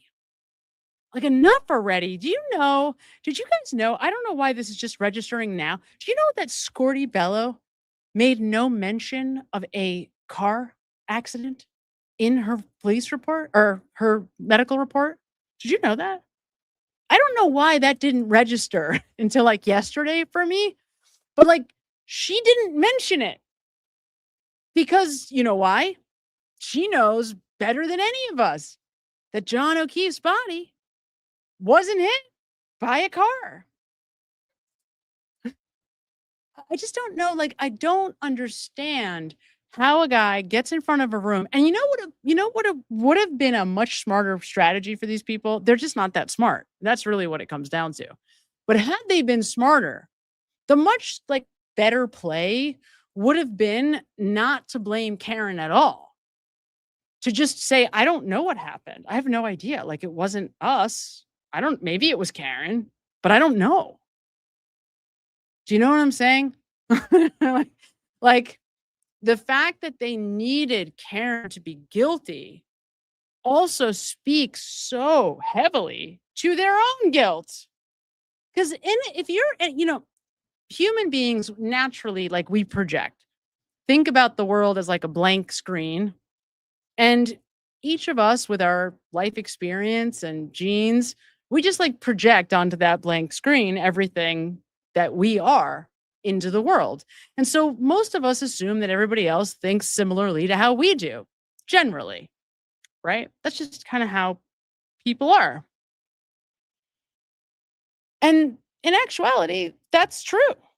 So if I'm telling the truth, if I'm being honest, generally, I'm going to assume that other people are being honest too. So if the people in the house didn't have anything to do with what happened to John, how could they know whether Karen had anything to do with what happened to John? If the evidence, the feds, the forensics, if the experts, the very, very, very credible people of the world are saying, yeah, I mean, common sense and medical examiners, plural, and physicists, anybody with a brain is like, yeah, oh, the car accident didn't cause the injuries on this man here, right? Like, you wouldn't be so desperate to blame Karen directly. You would just say, maybe she did it, maybe she didn't. I don't know. I don't know what happened. But the fact that none of them did that, the fact that every single one of them invested so heavily in seeing Karen Read go down, it's just like as much suspect as anything else that they've ever done, right? It's just, I can't with these people. It is. Yeah, back to Lynn Jennings' point, this is infuriating. It really is. Like, it's just the fact that, like, how do you do this? How do you stand up in front of a room and just like pretend that you're the victim unjustly? I just want to say once again, thank you guys all for being here. I don't know what else I can say right now, but just keep up. So there it is. And to Emily C's credit, I believe it was Emily. I think it was you, Emily. She had just, I didn't even hear the whole speech yet, but she just sent me the little clip and it said this very last line. What was it? I think that's all I can say now. Let's hear it in. Yeah, I think that's it. I don't know what else I can say now. I can say right now, but I don't know what else I can say right now. Not I don't know what else to say, but I don't know what else I can say. Obviously, that is an important linguistic distinction, right? Big difference between what I can and cannot say and, right, what I would want to say. Look, I mean, it's no secret that for whatever reason, they dubbed Chris as like the safer person to communicate to the outside world. Obviously, in part because he was just not in the house at 34 Fairview when John O'Keefe loses his life. So in that way, he's just safer. There's no risk of like mentioning the family room like Julie Nagel did by accident during the trial, because that didn't happen to him. He wasn't there. When anyone asks him, where were you at 12:16 or 12:22? He was home.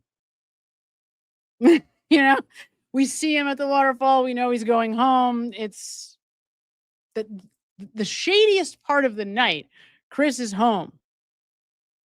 So it's safest, I guess, of everyone for him to be able to take a microphone and speak into it. However, note that he doesn't say anything when he does do that.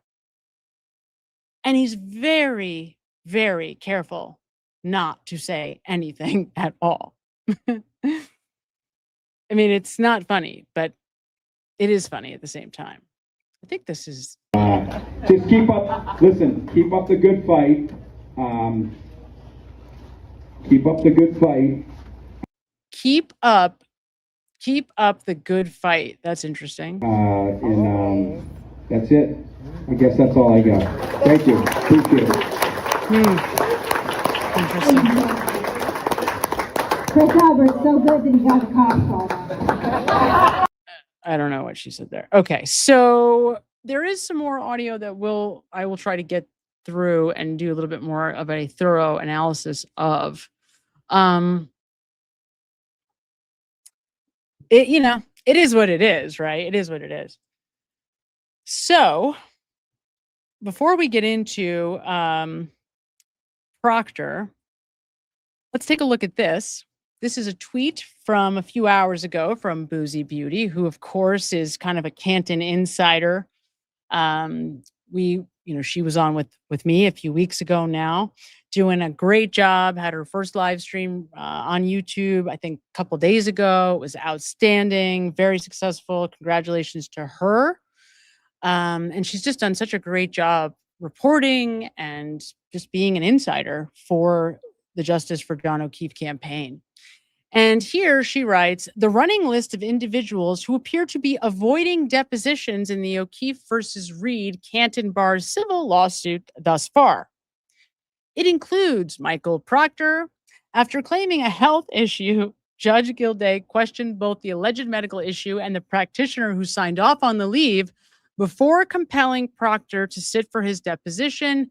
He is scheduled to be deposed on June 25th. So that's just tomorrow. That's tomorrow, June 25th. So what do you think the odds of that are? What would you put? If you're a betting man or woman, what are you putting your money on there? Colin. After an Army enlistment claim, Judge Gilday ordered Colin's attorney to contact the appropriate military personnel to determine how he can be made available for his deposition. Can I also mention this? I'm sure you guys saw this. I think this was on, oh my God, where did I see this? So I think it was on Larry Foreman. I'm pretty sure. Somebody actually called Fort Jackson and got someone on the phone who told them what the protocol would be for somebody in Colin's situation. So somebody reached out to the people in charge at Fort Jackson and said, hey, if you had a person there like you do, named Colin Albert, who has this civil lawsuit, like what would happen? And apparently they said to them, they would find a time for them to be deposed. I think that's what I heard. Correct me if I'm wrong, guys, but I think that's what I heard. So very funny though. It's just amazing how resourceful everybody is. Brian Tully, who turns out was also seen back in 2022 partying in town with the defendants, with the House defendants, with people related to the McAlberts, people involved in the case. Oh, God. Okay, Brian Tully. Reed's legal team says Tully recently informed them he intends to file a motion to quash his deposition subpoena. The motion has not yet appeared on the docket. This is nice, right? This is a retired detective lieutenant from like a week ago. Now is saying he's going to quash his deposition subpoena. It's just so pathetic. Notably, this comes after Karen Reed filed her complaint against the MFP and Canton Police Department, as well as Miles King's motion to dismiss in his criminal case. Both filings detail alleged misconduct by Michael Proctor. Tully was Proctor's supervisor. Jen McCabe, Matt McCabe, Brian Albert, Nicole Albert, Allie McCabe, and Ryan Higgins, according to Reed's legal team, all 6 have suddenly become unavailable per recent court hearings. The related filings, including Reed's motion to compel and the opposition, are expected to be docketed soon. A hearing date before Judge Gilday has not yet been scheduled. At some point, unavailable stops sounding like a coincidence and starts sounding like a strategy. Strategy. It is unusual to have this many key witnesses become unavailable for depositions, particularly when each played a significant role in the events surrounding John O'Keefe's death, or the fact that they are also filing their own lawsuit. Like, this is the audacity. You guys dropped a suit on me. Now you're saying you're not going to sit for a deposition? Like, what's the thinking there? It's just, discovery is designed to get answers under oath. The longer these depositions are delayed, the more questions people are reasonably going to have about why. I mean, is anybody surprised? I'll tell you, out of all of these people, here's what we know. Jen will do fine because she's she has no problem lying under oath. She's done it just countless times already. She kind of has an answer for everything. She's incredibly defensive. I feel like, her several days of witness testimony has prepared her perfectly for deposition. And if anybody has done this before, how does that work? So with depositions, do the lawyers take turns asking questions, or how does that go? Because I'm thinking that's got to be a little weird, right? Like, I'm guessing if I were, let's say, Alan Jackson and Jen McCabe is the person being deposed, I'm guessing I'm going to have more questions than any of the other attorneys. So how does that go? Do they just jump in when they have a question, or I don't know. If anyone knows, let me know in the chat. So let me take this off the screen here. But I am so what I was going to say, of all of these people, the hardest one is definitely Allie. Because Jen, Matt, Brian, Albert, Nicole, Brian Higgins spent hours on the witness stand. These guys, they're terrible liars, but they have no problem doing it. Allie is like, Allie is the worst, really, really bad. Like, I know I say that about everybody, but just watching her, there's something, like, she has this self-consciousness about her that is tough for me to watch, as somebody who's very empathic and very sensitive to other people. When I see that level of self-consciousness, for example, remember when she makes that slip up and she says Colin wasn't there when John was there? And then she says, I know because I picked him up. And she goes on to quickly shift gears into the harassment and immediately starts crying. But to the average person, it looks like what made her start crying is the harassment that she's now talking about, because she starts talking about getting phone calls at school, at her college. But in actuality, what made her start crying is the fact that she screwed up and said the phrase when John was at the house. Right? So there's something cringy and tough to watch. She struggles, and she's going to struggle during the deposition. She ends up becoming defensive and emotional and saying stupid things because she's got like mom's temperament with dad's like goofiness, and that combination isn't great for lying under oath. Not good. Yeah, not good at all. Okay, so let me just make sure I got to all of the things I wanted to before we get to Michael Proctor. All right. There is one more thing here. This was a letter from Nancy Conley, August 29th of 2024. Michael Proctor. Colonel Mon, my name is Nancy Conley Siracusa. I am a wife, mother, mother-in-law, sister, sister-in-law, niece, and granddaughter of law enforcement officers at the federal, state, and local levels. My son-in-law is Trooper Michael Proctor. As you contemplate your discipline, I am asking you to recognize and consider all the harassment over the last year and a half that Michael and his family have endured. My husband and I are extremely fearful for Michael, our daughter Elizabeth, and our two very young, precious grandsons. Their extended family has also been victimized by participants in this Free Karen Read movement. The vicious harassment includes false accusations. Oh, Isn't it funny though?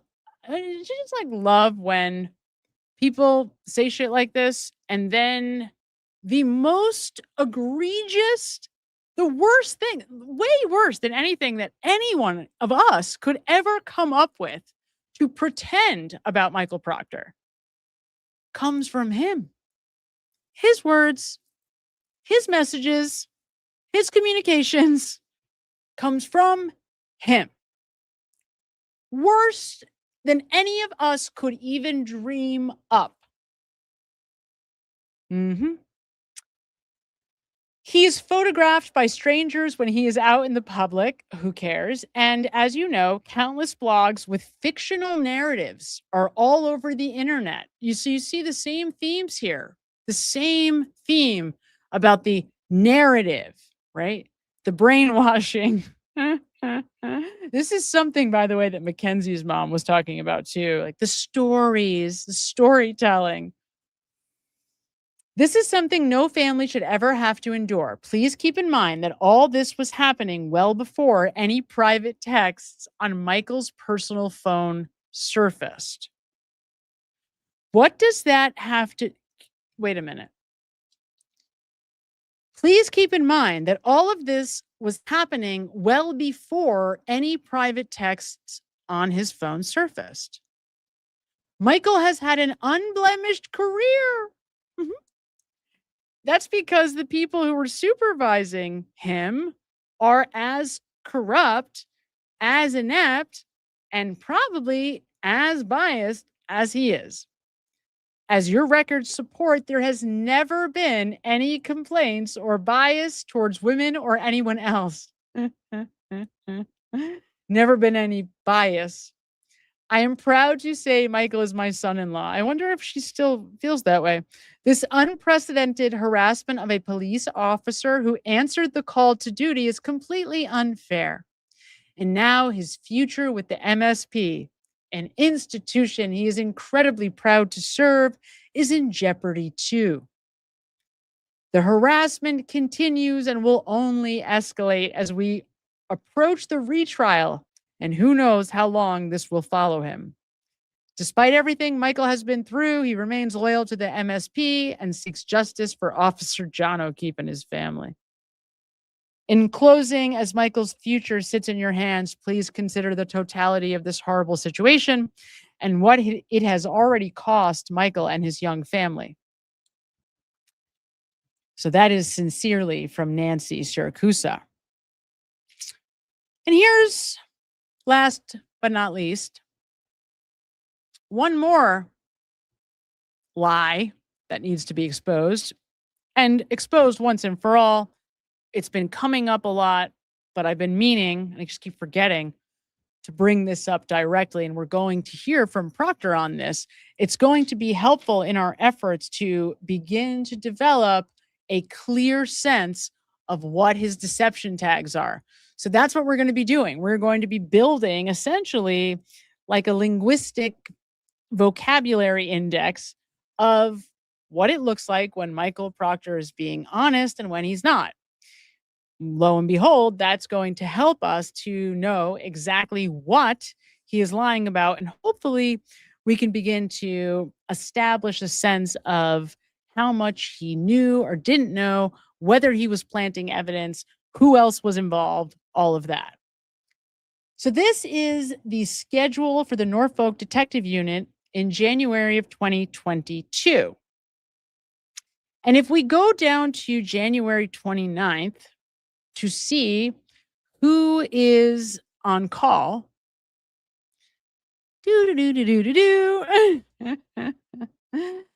So we see that it is a guy named Tufts. Tufts. Now, Kevin Tufts, Trooper Kevin Tufts. I've never even heard that name before. Is that do we? I've never heard that name ever. So the on-call supervisor was Yuri Buchanek, and the on-call detective was a guy named Kevin Tufts. I'd really like to know where that guy is now, right? Wouldn't we all like to know where Kevin Tufts is? Hey, Kev, can you let us know how it is that Michael Proctor wound up in your shift on January 29th? Because according to this list, whether it was the 29th, well, I guess the 28th would have been done. So depending on what times these shifts transferred over, and I think we were told 6 a.m. That was the line of demarcation from one shift to the other. So Saturday would have been Kevin Tufts. Does anybody recognize that name? Does anybody recognize Kevin Tufts? I don't know. So more will be revealed, but this is the schedule. And as far as I can tell, Michael Proctor isn't written there. Now, maybe he switched with Tufts. Maybe Tufts quit. That's why we don't know his name. I don't know. But that should be noted. That should be noted. Okay. So let's get to you guys before we switch gears, and we are going to begin our analysis of Trooper Michael Proctor. At SGE5769 sends $5. The only travesty is that the McAlberts aren't in prison yet and can't be there anytime soon. The trials would be really fun, though, right? I mean, they would be a blast. I'm sure they won't happen. They'll probably make plea deals when it all is said and done. It's only a matter of time, really. I guess it's kind of fun to think about. Like, the truth is, at any moment now, especially once the DA changes, depending, of course, on who it is, but then you're really safe. Like, once Michael Morrissey is no longer in that office, now it's like, okay, whew, now I can come forward and not feel like I will be threatened myself. Because think about it, they're still trying to put forth that Aidan Carney's intimidating witnesses. It's so unimaginably stupid. It's just so unimaginably stupid. At Unholy Saint became a YouTube member. Welcome at Unholy Saint. We're super excited to have you. Don't forget, everybody, Friday is our next members only live at 8 p.m. I'm probably going to put up a poll to see what you guys want to talk about or want to focus on. But I'm thinking we may use that time to focus on Mackenzie, but I can't even say that definitively because shit is happening so fast that I don't even want to make that claim. Maybe something else happens. Who knows? At Love Boston, send $9.99. Sam, you're 1 in a million. I could listen to your YT presentations and analysis for hours on end. Oh, thank you so much. And look at the cutest little AI cat. Do you know I have 2 tabbies and they're like, I love them dearly, but they're like my maniac. Nobody told me that tabby cats are like maniacs. And they are. They're super like precocious, and they're like, they get into everything, and they're like hanging off the rafters. They're amazing. But thank you so much at Love Boston. I love Boston too, by the way. I do. Boston is a really cool place. It's unfortunate that it often gets compared with New York because they shouldn't even be compared. They're very, very different places, but Boston is a very cool place. At Violet Desert Sky, gifted 5 memberships. Oh my God, thank you so much at Violet Desert Sky. That is so kind. Thank you, thank you, thank you. Just in time for our next live on Friday at Twigs. Hello, Twigs, the Gemini. So nice to have you here. Twigs, you might be able to help us with this Colin nonsense. I don't know. I mean, let us know whether you think that he should be able to get like a pass for 2 days to come up here and be deposed, right? Can they do it on Zoom? I know nobody wants to do that, but I guess you could. Like if you had to, could you be deposed on Zoom? I mean, I've seen it. I know that people have been doing that. I mean, there was a lawyer, during Colin's deposition, one of the lawyers wasn't there, was on Zoom. So I don't know if you would want that or not, but I guess worst case scenario, I don't know. Or they could go to him. They could just like ask the army to like set up a little office and the crew could all go to him. That's funny. At Saucy Meat Sauce sends $5 and have the proper dressing attire 100%. Oh my God.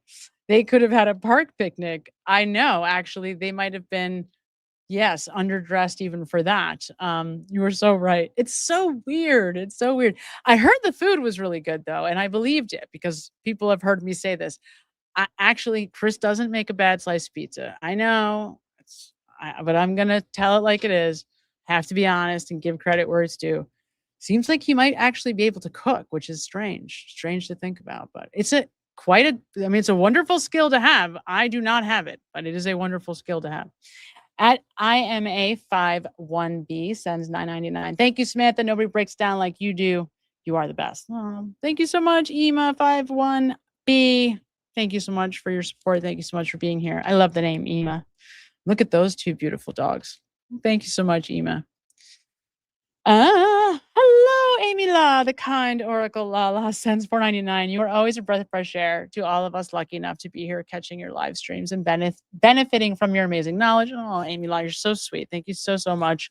We were having a conversation before we got going here, before the show started, about sort of the relationship between the mind and body. That's kind of why I derailed a little bit earlier in the show about that. Some of you guys were asking about like what's the connection between something like trauma from early childhood or from actually any time in life and MS. And lo and behold, there certainly is. We can talk more about it, but yeah, and what I was saying earlier in relation to that was my sort of, blanket statement was what you give your focus to, your mind is an incredibly, incredibly powerful behemoth. And whatever you're looking at, however that makes you feel, is not just a construct. It is a physical thing. It's very real. It is cellular. It is happening at the cellular level. And it drives how cells behave.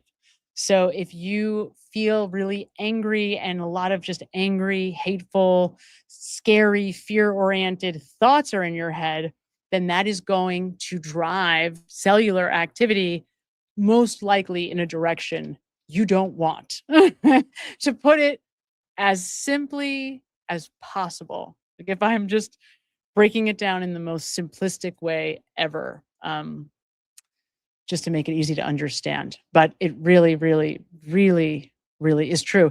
And here's the good news. If you are somebody who's never known that and never understood the mind and body stuff, the connection there, it's very easy to feel better very fast because as soon as you stop engaging the habituated negative thinking habits, because that's what thoughts are, they become habituated, just like brushing your teeth or going for a jog.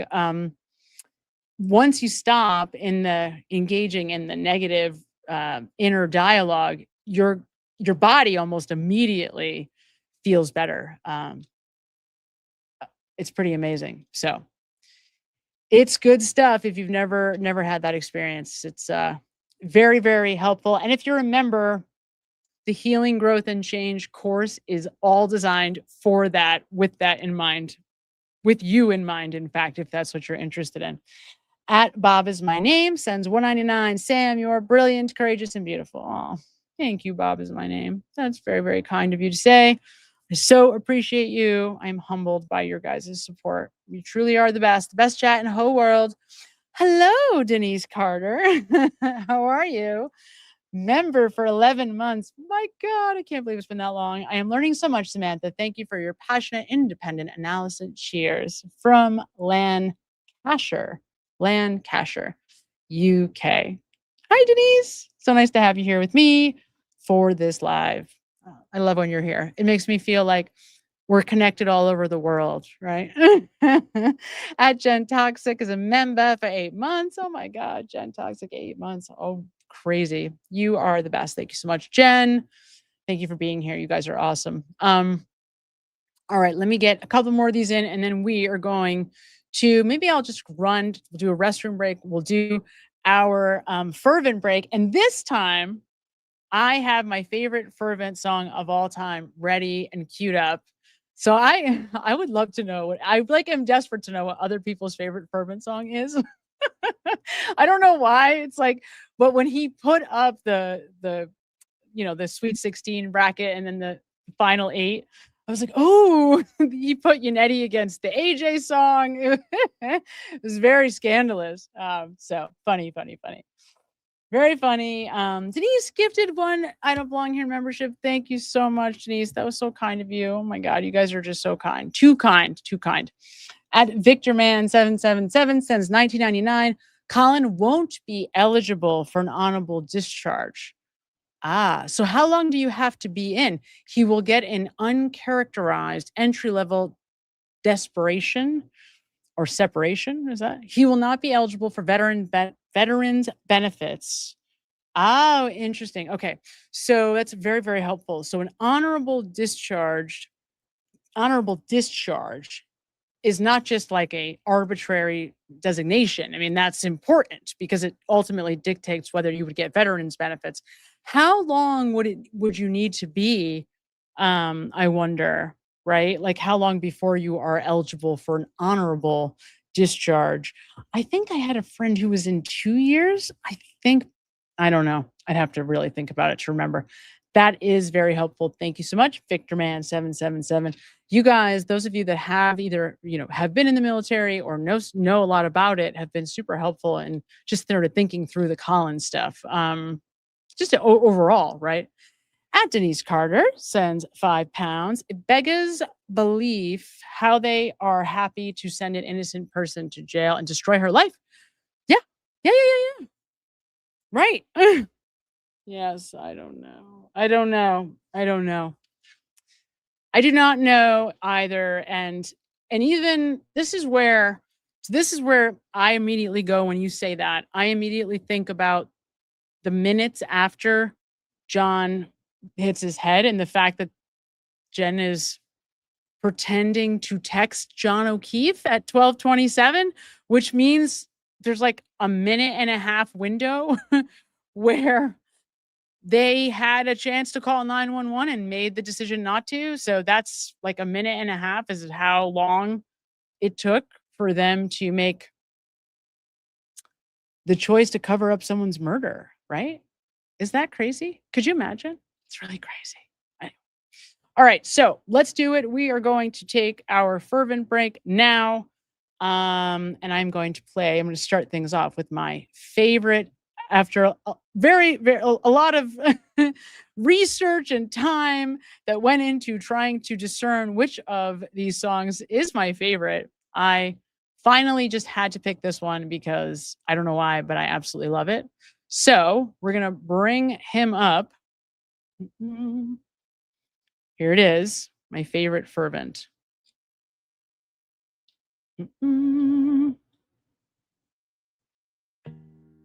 I put you on a pretty list. I don't know why I love this song. I'm gonna make you pay for this. Yeah, AJ's dangerous. Ooh, oh baby, I was born for this. Yeah, Yeah, I brought the West Coast to Dedham. Nobody is safe from my verbal venom. Put a witness on the stand and watch me shred 'em. Have 'em praying for peace, like the name John Lennon. A lawyer to match me? Well, I ain't met 'em. Don't believe me? Just ask Hank Brennan. Free can't read, and that was just the beginning. I'm never tired of winning. Got these middle-aged women waiting up to go swimming. Let's swim. I don't get nervous. I make people nervous. I don't get nervous. I make people nervous. I put you on a Brady list. I'm gonna make you pay for this. Oh, LAJ's dangerous. Ooh, I put you on a Brady list. Sorry, Paul Pierce, Ray Allen, and KG. The real big threes, you Nettie, Bob, and me. Gonna come with the C? Don't try me. You should know by now I always come with receipts. I'm out here penning letters like my name better roll. You got problems, Cox, and I think the federal attorney Corey Hopkins sure let him know. This ain't an episode, this a whole damn show. I don't get nervous. I make people nervous. I don't get nervous. I make people nervous. Ajax out here eliminating all you greasy motherfuckers. Ha ha.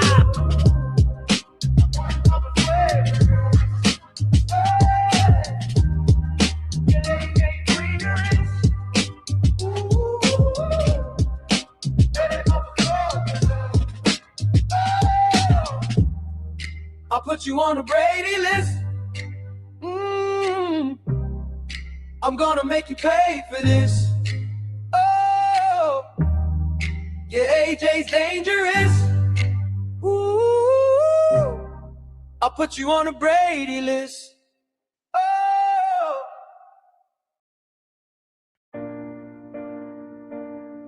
We believe that we can unlock an iPhone with our ass.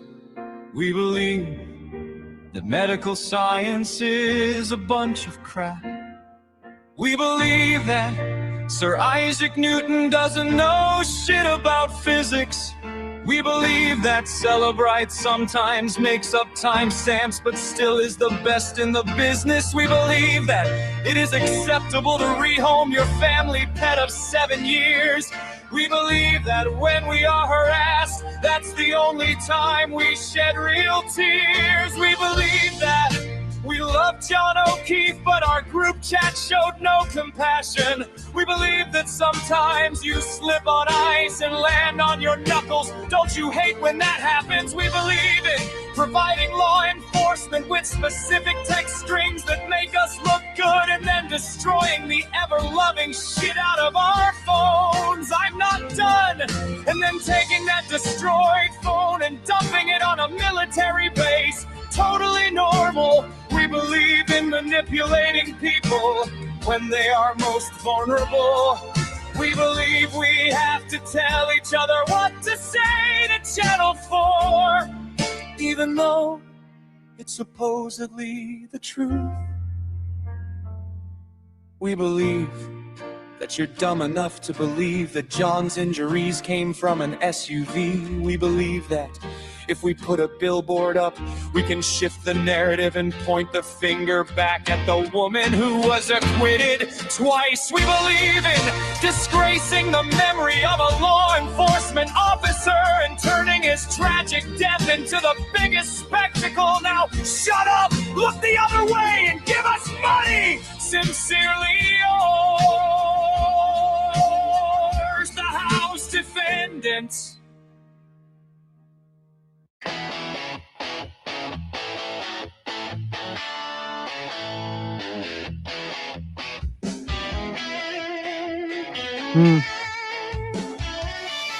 Crazy, Scott, right? So crazy. So sad.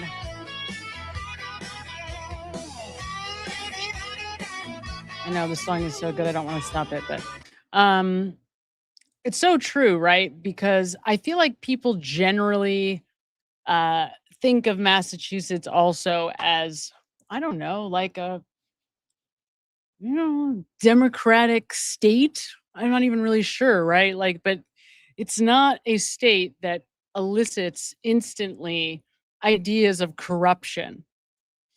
You have to really be like someone who knows Massachusetts and is really thinking like, oh yeah, well, Boston, the police, that whole sort of, but I don't know that the average person is familiar with that. I don't know.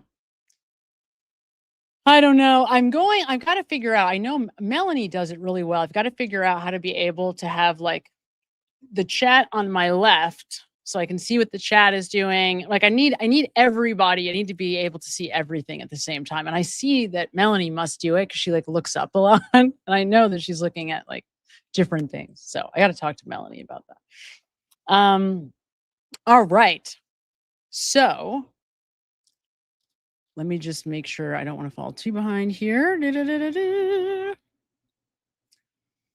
Ema sends 1999 says, "Preach, you are on fire." I don't know what I was talking about, but thank you for that, Ema. Oh, this is amazing, Cece. In a civilized society, Chris, if I'm being blamed for a crime that I did not commit, I would willingly hand over my every device and password. Yes. Ditto. Every device, every text, everything I have ever looked at on the internet, rather than, oh, let's limit the search terms in some very clever way so it sounds like I am being completely transparent, when in actuality, what I'm doing is trying to find a way to not give you anything at all. I mean, how do you not see that, right? Like, how do we not see that? And I keep forgetting to mention this. We are now, it's been a little over a year, but the anniversary of Karen's acquittal was, I believe, the 18th. So it was a few days ago now. And I keep forgetting to say it. So happy acquittal anniversary for Karen Reed.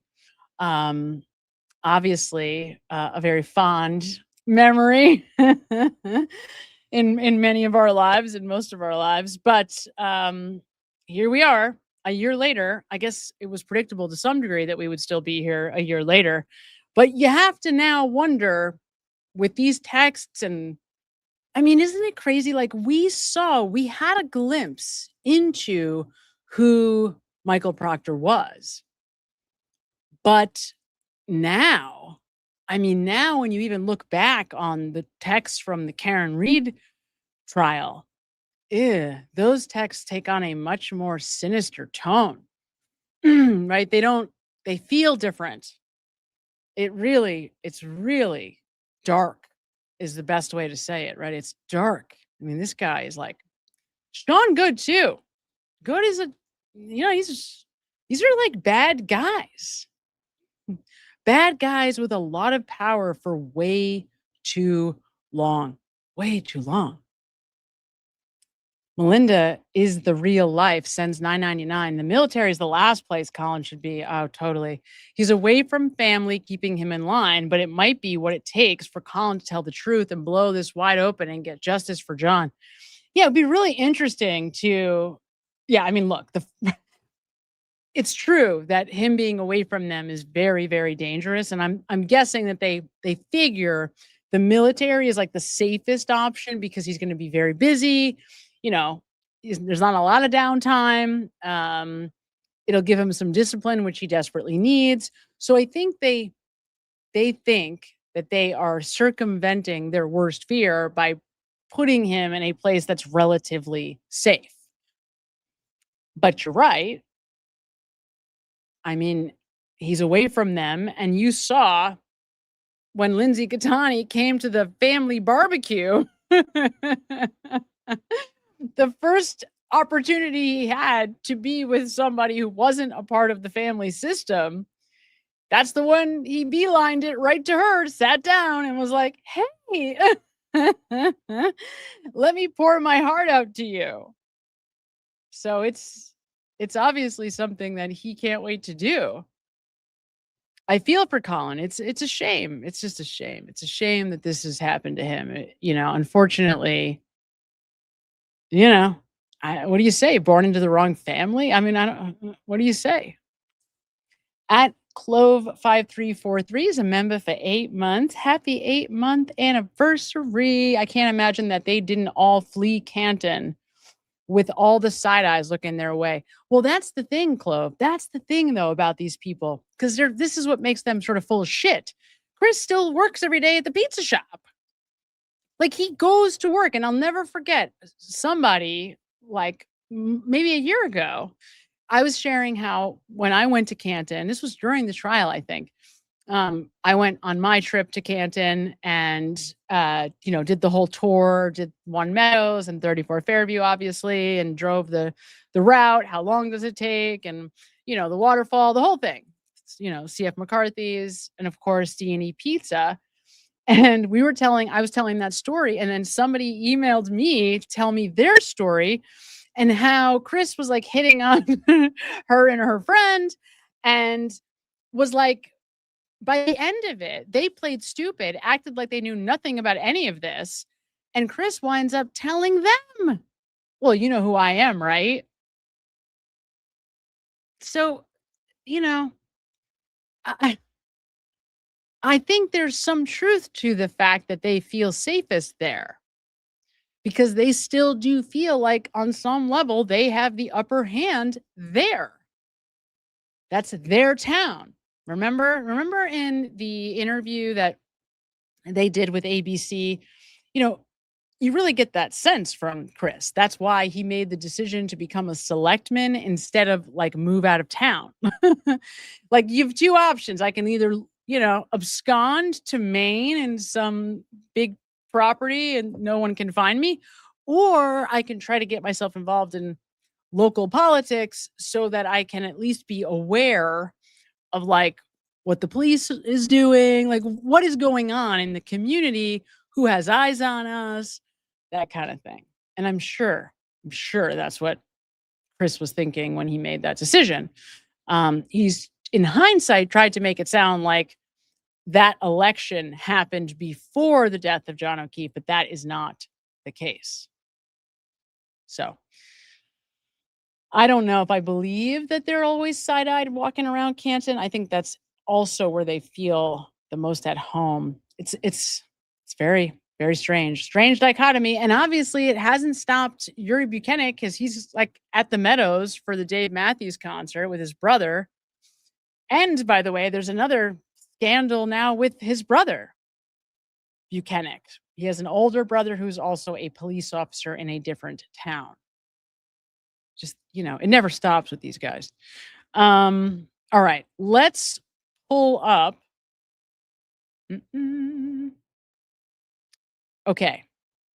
So we are probably never going to get through as much of this as I would like, but the goal for today, when we begin our endeavor into the analysis of Michael Proctor, the goal for today is to try to get a solid baseline. So we're trying basically to get a sense of, what does it look like when Proctor is being honest, and what does it look like when he's being dishonest? And then what is the difference linguistically? Like, what language does he like to use, right? That kind of thing. So that's what we're going to get a sense of. And without further ado, I want to, before we even get started, and I forget, thank, of course, the trial channel and the trial files for their amazing footage. With the detective units. Where we would be without you, I don't even know. The amount of times that I have gone to the trial channel to grab clips, to grab footage and coverage, I can't even count. So my sincerest gratitude to the trial channel and to the trial files, of course. All right. So the only thing that's cut out here is just, spelling his name and like the question, there's like, what was your training? He says that he's been to some detective schools, which I never understood. I don't even know what the hell that means. What is detective schools? I mean, I know exactly what it means. It means he's had very little training, but that's beside the point. And now he's beginning to ask him about January 29th. Okay. So we're jumping in a little bit here, but for the sake of time.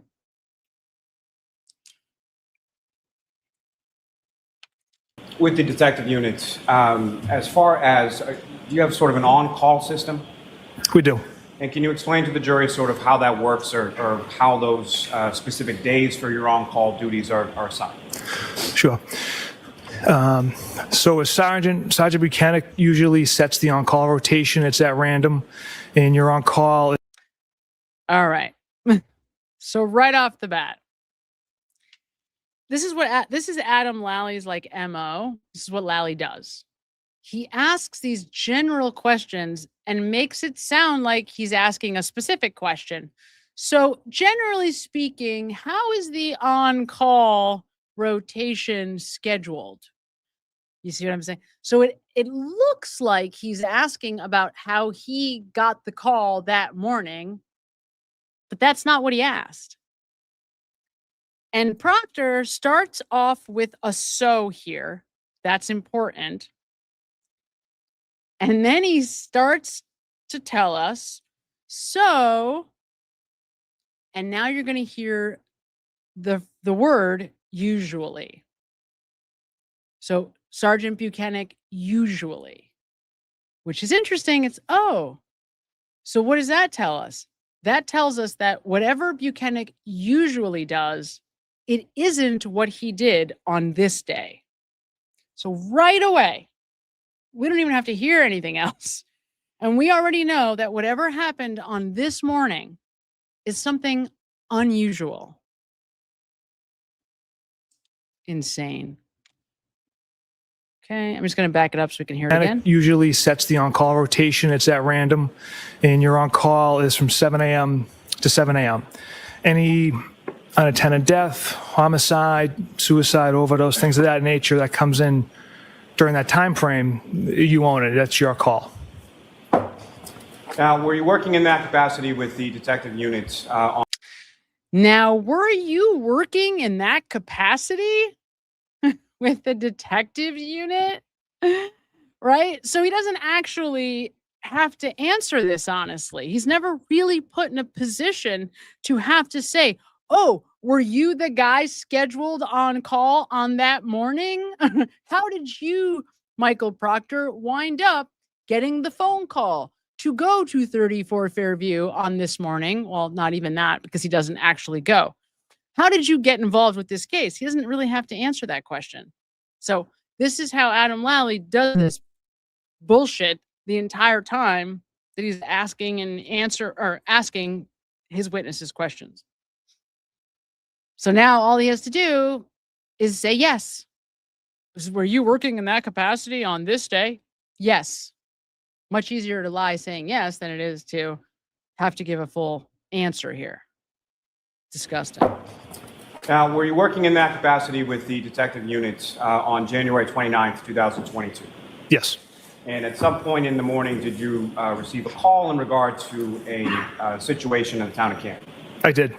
So you see what I'm saying? Technically, he didn't lie because he never really was asked directly whether or not he was the guy on call that morning. And what, if anything, was that? When did you first receive that call from them?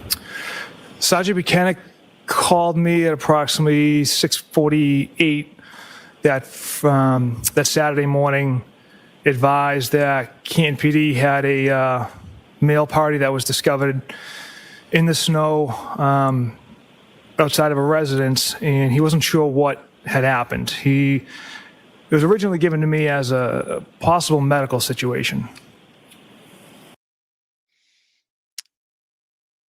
He wasn't sure what had happened. All right, so the only thing that we can be certain of with the way that he's saying this here is that he knows that he has to communicate this carefully. And actually, I give Proctor credit here. He's pretty good at carefully answering questions. Right? I mean, he's pretty good at lying, is another way of saying that. He's pretty good at self-monitoring.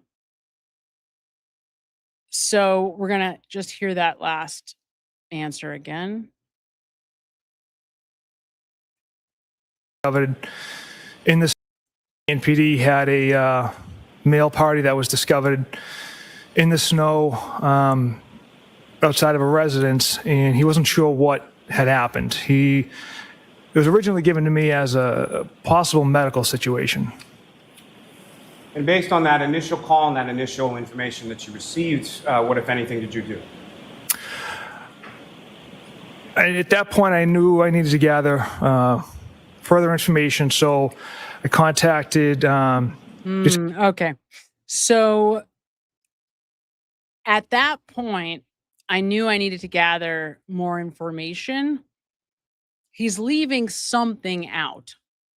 We don't know what it is, but he's saying at that point, which indicates that there's a missing action. So my guess is that there may have been another phone call, another conversation, another piece of information from Buchanan or somebody else that he's not telling us about. And that information is what inspired him to then start making additional phone calls. Seems to me like there is a step that he's not mentioning. Detective Lank from Canton Police Department to see exactly what transpired in the morning. He had informed me that a male party had been transported to Good Samaritan Hospital with some injuries. Detective Lank didn't have much more information, so I knew I needed to contact the paramedic at the hospital. Well, so we've all heard, whether you realize it or not, you've heard Lank make this call. We've heard the phone call that Lank made to the Massachusetts State Police, I forget what they're called, unit. And he reiterates, I want to say 3 times, at least 3 times, that he is a Boston cop, that John O'Keefe is a Boston cop. In fact, the last time he says it, I believe he says, I forgot if I told you, I don't know if I remembered to mention he's a Boston cop.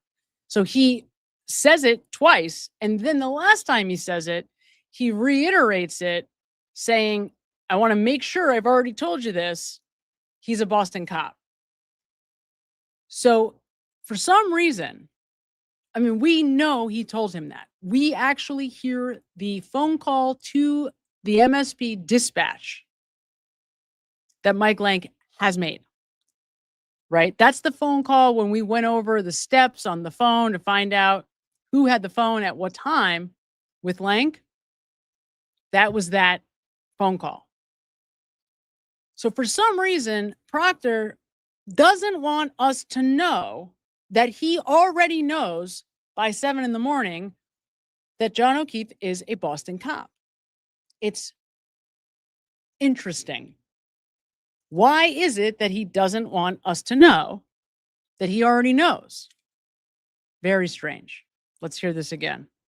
Now, as we go through this, it's hard to do this all at once. I don't know how. It's very difficult to pay attention to every factor that you need to do this at the highest level.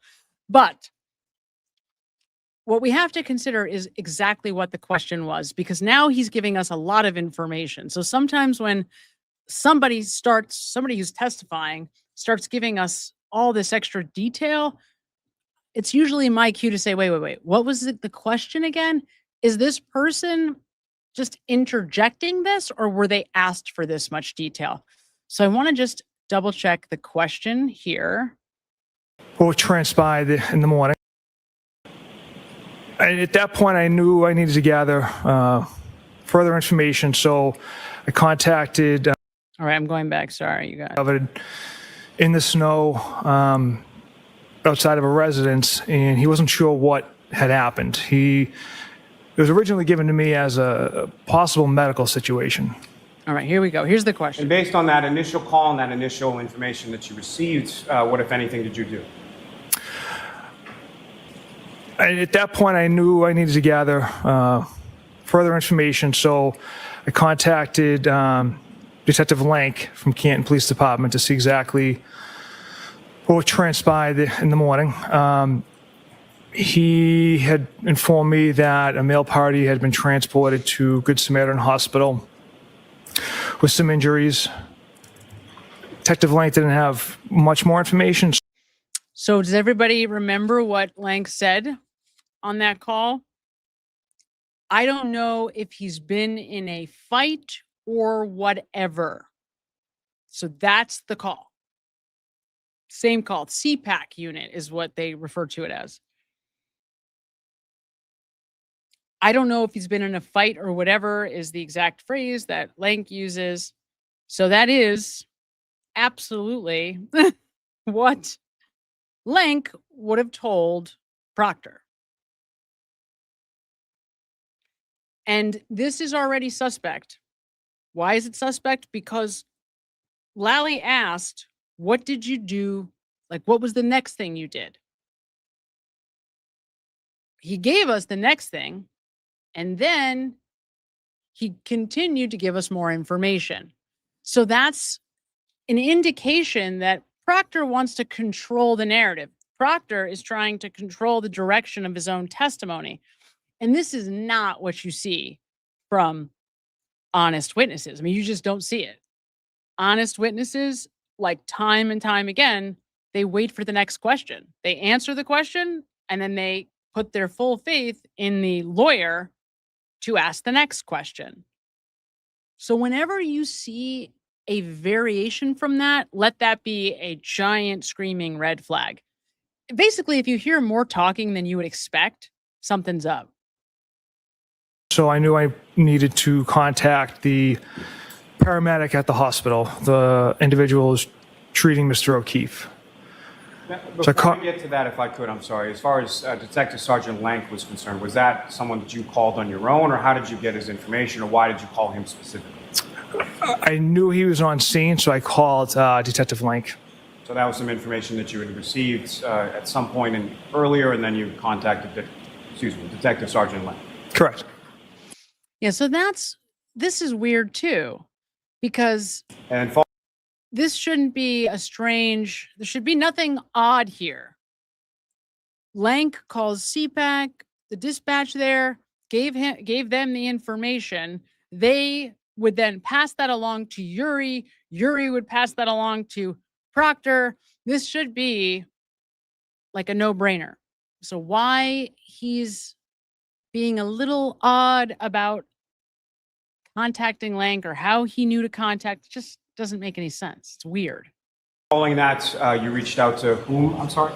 This firefighter Anthony Flamati.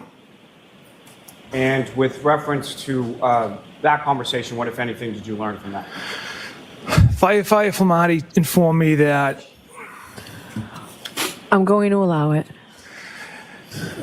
Firefighter Flamati informed me that Mr. O'Keefe had some injuries to his right arm, some abrasions to his right arm, some injuries to his eyes, a cut to the nose area, and he put a 10% chance of survival for Mr. O'Keefe. And then based on that information, who did you call next? I contacted Sergeant Buchanan, advised him that this sounds like it's more than a medical situation. And what, if any, decision? I'm sorry. At what point did anyone say anything about a medical situation? Did anyone say anything about a medical situation? Where did that come from? Where would that have come from? Because if it's Lank who makes the call, what Lank communicates clear as day to CPAC dispatch on the call that we hear, and we don't have a lot of audio from cops in this case, but so when you do, you remember it, right? Like the interview that this buffoon gave to Lucky. What a disgrace. Just such a disgrace. But I don't want to get too off track. The point is, this medical situation, it just doesn't even make sense. Where was that coming from? It didn't come from Lank because Lank said, I don't know if he's been in a fight or whatever. There was nothing about medical. So I don't know where this is coming from. I know the only other person I've heard mention anything about medical situation is, besides Yuri Buchanan, is trying to think of the person who was in charge during the Canton, the guy with the leaf blower. I'm trying to think of his name. Why do I forget his name? You guys, what lieutenant? What is his name? Lieutenant, the guy who had the leaf blower. Oh my God. Why am I blanking? Help me, guys. Help me. What is his name? Lieutenant,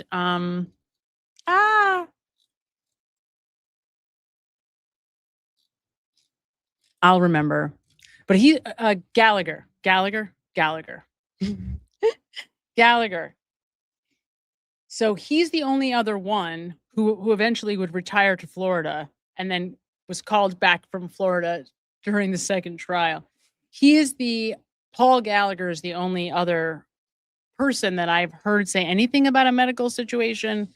So it doesn't make any sense based on what he just told us that he would believe that. If the only people that he had spoken to was the CPAC dispatch, Yuri Buchanan, and Lank, then the information that Proctor would have had is that there was a fight.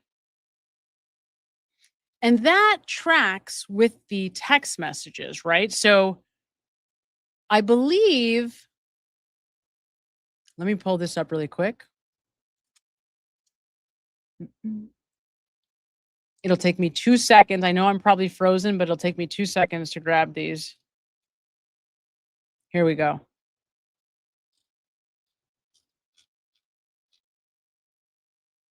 What happened there? Hold on.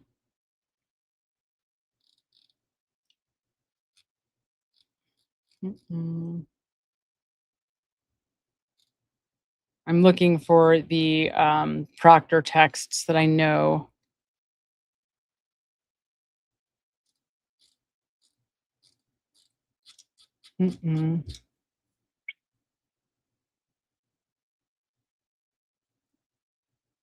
Should be right here. And of course, now that I want them to show to you guys, I don't see them, which is very strange. Here we go.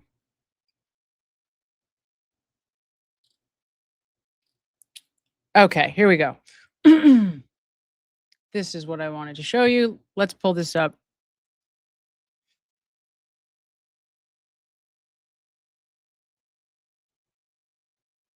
All right.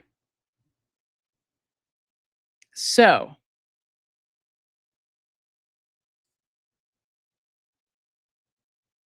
remove this, add this. Okay, so right away, so these are the text, this is the text communications between Proctor on January 29th with his kindergarten pals. So right away, as he is telling his buddies what happened,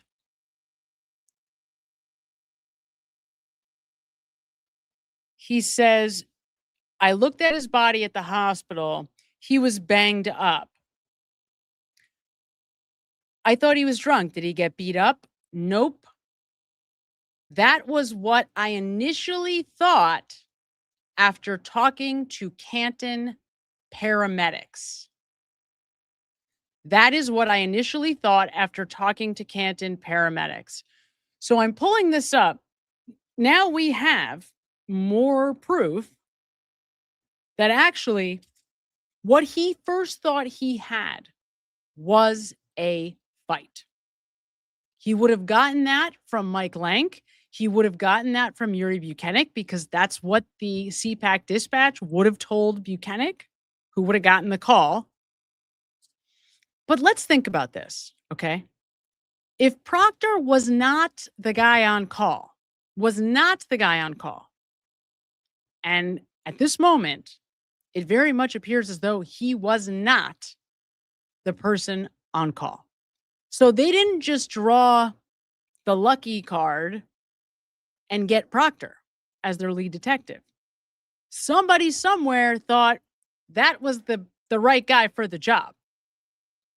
And that decision had to be made very quickly by 6:48, that seems like about the right time, because that's essentially the exact time that we see Lank make the phone call to CPAC, right around that time, 6:48.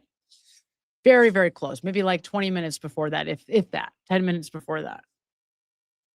So makes sense that he, by 7 a.m., would have had that phone call, but somebody would have had to have made the decision to bring in Proctor. So then our next question is, well, who would have thought and why would he be the guy? Well, let's think that through. So if the first thought from Mike Lank is, oh, he was in a fight or whatever, and Proctor's telling his pals, remember, this is 16 hours after the death of John O'Keefe. This is the same day that this all goes down. This is what he's saying to his pals. That's what I thought, that he had been in a fight, that he got beat up.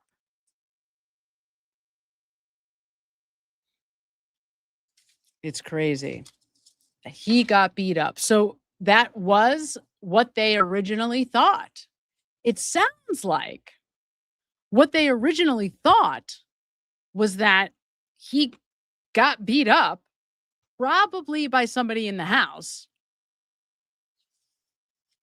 And somebody somewhere thought, oh, we better put Proctor in there because he's the safe guy to cover it up in case that is what happened. Right? I mean, that's the way this is kind of looking.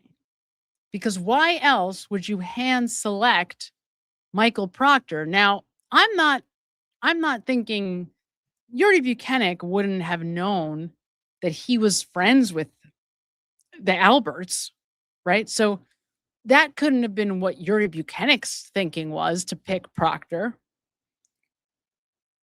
There would have had to have been a different reason to pick him. I mean, theoretically, could the chief of police at the Canton PD asked for him? I guess. Maybe. But my guess would be, if they're thinking this was a fight, we better be safe, we better put our unscrupulous guy in Michael Proctor, who just has no moral compass at all, we better pick Proctor just in case we have to cover up for the cop homeowner. That's what this sort of feels like. But by the way, this is like hours in, right? Hours in. We're talking about not even hours in, maybe just 20 minutes in. So it would have changed quickly after, of course, they start talking to, guess who? Jennifer McCabe and Brian Albert.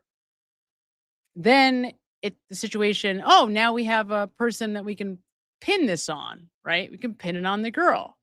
But this is interesting because now we know that right now Proctor on the witness stand is lying about what he's telling us. This is what it looks like when he's lying.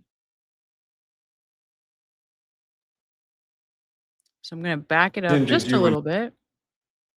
Mr. O'Keefe had some injuries to his right arm, some abrasions to his right arm, some injuries to his eyes, a cut to the nose area, and he put a 10% chance of survival for Mr. O'Keefe.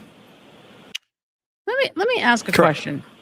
And this is particularly for our police or law enforcement officers or family and friends of in the chat. If you're at law enforcement and you were addressing John O'Keefe, would you be addressing him as Mr. O'Keefe or Officer O'Keefe? Now, maybe the answer is, oh, it could be either, but it does strike me as a little bit odd that Proctor isn't referencing John O'Keefe as Officer O'Keefe. That is a little odd. Little odd. Just saying. Okay. keeping Following going. that, you reached out to whom? I'm sorry. This firefighter Anthony Flamati. And with reference to that conversation, what, if anything, did you learn from that? Firefighter Flamati informed me that I'm going to allow it. Firefighter Flamati informed me that Mr. O'Keefe had some injuries to his right arm, some abrasions to his right arm, some injuries to his eyes, a cut to the nose area, and he put a 10% chance of survival for Mr. O'Keefe. And then based on that information, who did you call next? I contacted Sergeant Buchanan, advised him that this sounds like it's more than a medical situation. And what if All right, that's interesting. So it's probably not what he would have called Yuri for. He probably calls him to say, yep, it looks like there was a fight. Right? Because if you were already told there was a fight, then you call the firefighter, Flamati, and he's like, yeah, he's got a cut to the nose. He's got some marks on his arm. Looks like he's got black eyes. I mean, obviously your first instinct, just that description alone, is he was hit in the face. As soon as somebody tells you they have a cut on their nose and a black eye, I mean, what is the first thing that comes to mind? Oh, they were punched, right? So, any decision did you and Sergeant Buchanan come to with regard to what to do or where to go or what the next step should be?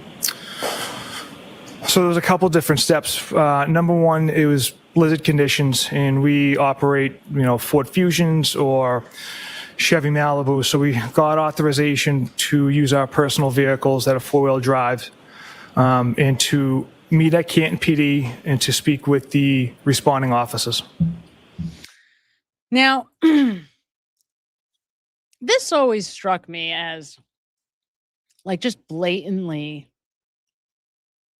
like a bold-faced lie, right? Like, obviously the chief of police, all the higher ups, I mean, whoever they are, this is the death of a police officer. And you see how he's just not even acknowledging that. He's not even calling John O'Keefe Officer O'Keefe. He's just pretending like he doesn't know that yet. For some, I don't know, very odd reason. I do not know what it is. But he's truly trying to pass that off. Like he's trying to pull the wool over our eyes on this detail, which is strange. It makes me wonder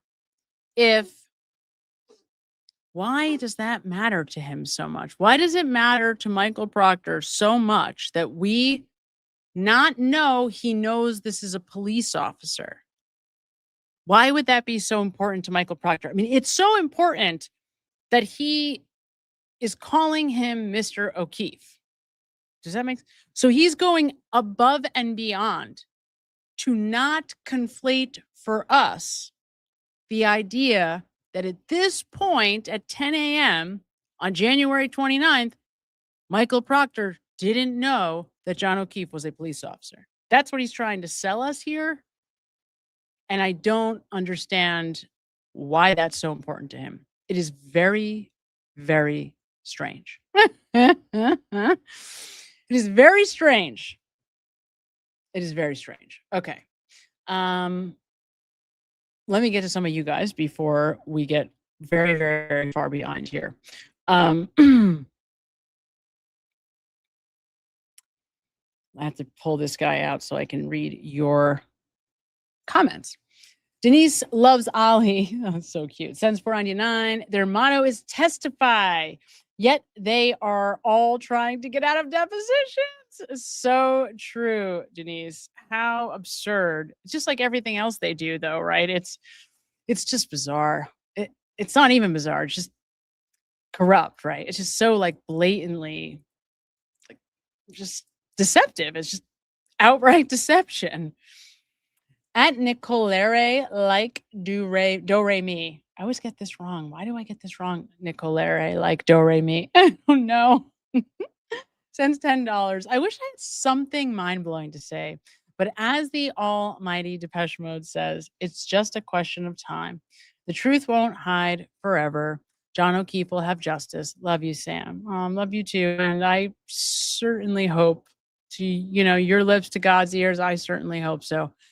You're probably right. You're probably right. It can't come soon enough though, right? I mean, just can't come soon enough. I guess Jess is a member for 4 months. Hi, I guess Jess. Happy 4-month anniversary. I adore your brilliant mind. Thank you for all you do. Oh, thank you for being here for 4 months. And happy 4-month anniversary. At R Lapine 88 sends $9.99. Sam, you're amazing. Your laugh is so contagious, and I watch and listen to you so much that my laugh mimics yours unintentionally. You've been bang on with this case. Keep up the good job. Love you. Oh, thank you so much. Thank you. Thank you. That is so kind. You guys are just way too kind. Way too kind. And I appreciate you so much. I really do. At Blessed Ma. Hi, Blessed Ma. Member for 7 months, of course. Welcome, my favorite behavioral scientist, career psychotherapist, 6th year PhD candidate in clinical psychology and physiology. That's true. Master's level psychologist and counselor. And actually, that is my what is it called? Specialization is what it's called, is physiology. So you got that right. Maybe didn't even know it. So, hi, how are you, dear? It's nice to see you. Of course, happy 7 months. At Joey36 is a member for 11 months. Holy shit. Are they stalling on Collins' depositions until they know who the DA is going to be? I'm not sure that the DA in that case matters so much, right? In the civil case, I don't know that it makes as much of a difference. So probably not. Yeah, I mean, because the depositions would not, they're going to carry on as they should or as they will, regardless. But it's a good question. I mean, I guess there's some legitimacy to that question, right? Because, yeah, I mean, it's certainly, the risks go way up. If Adam Deitch is, that has to be the single most terrifying idea to the people in that house. That might be the scariest thing on the docket for them right now, above and beyond anything and everything else, because they know, like, nobody knows more than the House defendants. I like calling them that. That's what I like to say. I like calling them the House defendants. I don't know why, but that's like the way I like to refer to them. The people in the House, that's probably their biggest fear, because they know more than most of us that Adam Deitch may even be the guy who single-handedly hired ARCA. Like, he's the guy. He would have been the active person, the actual body in charge of that federal investigation that ultimately hands the 3,100 pages of exculpatory information to Karen Reed's team and to the prosecution.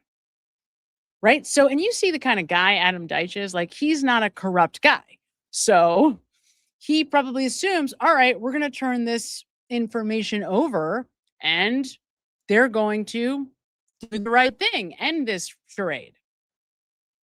And instead, what do? Of course, the exact opposite. Keep the charade going as long as we can. In fact, double, triple down, spend twice as much money on absolutely nothing, wasting everybody's time, effort, energy. So you're right. I mean, you're right to say that it would be scary for them, because if it is Adam Deitch, they're just screwed. I mean, they are so screwed, because they know one of the first things that he's going to want to do is open up an investigation into the death of John O'Keefe. And I hope that's clear for anyone in and around Norfolk County. Like, if you have friends or family or loved ones who have a vote in that county, please let them know that if they care or they want to know what happened to John O'Keefe, there's only one man who's going to actually find the answer to that question. He's the only one. I definitely don't trust any of those other schmucks, no matter what they say, to do it. No chance. None. So maybe, makes sense. Hello, Miss Home 66 sends $2. Larry DUI explains all Colin A Army BS today. Yes, he did. He did a great job. Larry Foreman, I think that's who you mean, did a nice job explaining the Army situation with Colin. And I think it was where I heard, right? That was who I was listening to when I heard about the call. One of our folks called down to Fort Jackson. Mr. G70 sends $5. What's their plan? Are they just going to delay, deny, and drag it out as long as they can? I don't know. I don't know what the plan is. I think that's a great question. I don't know.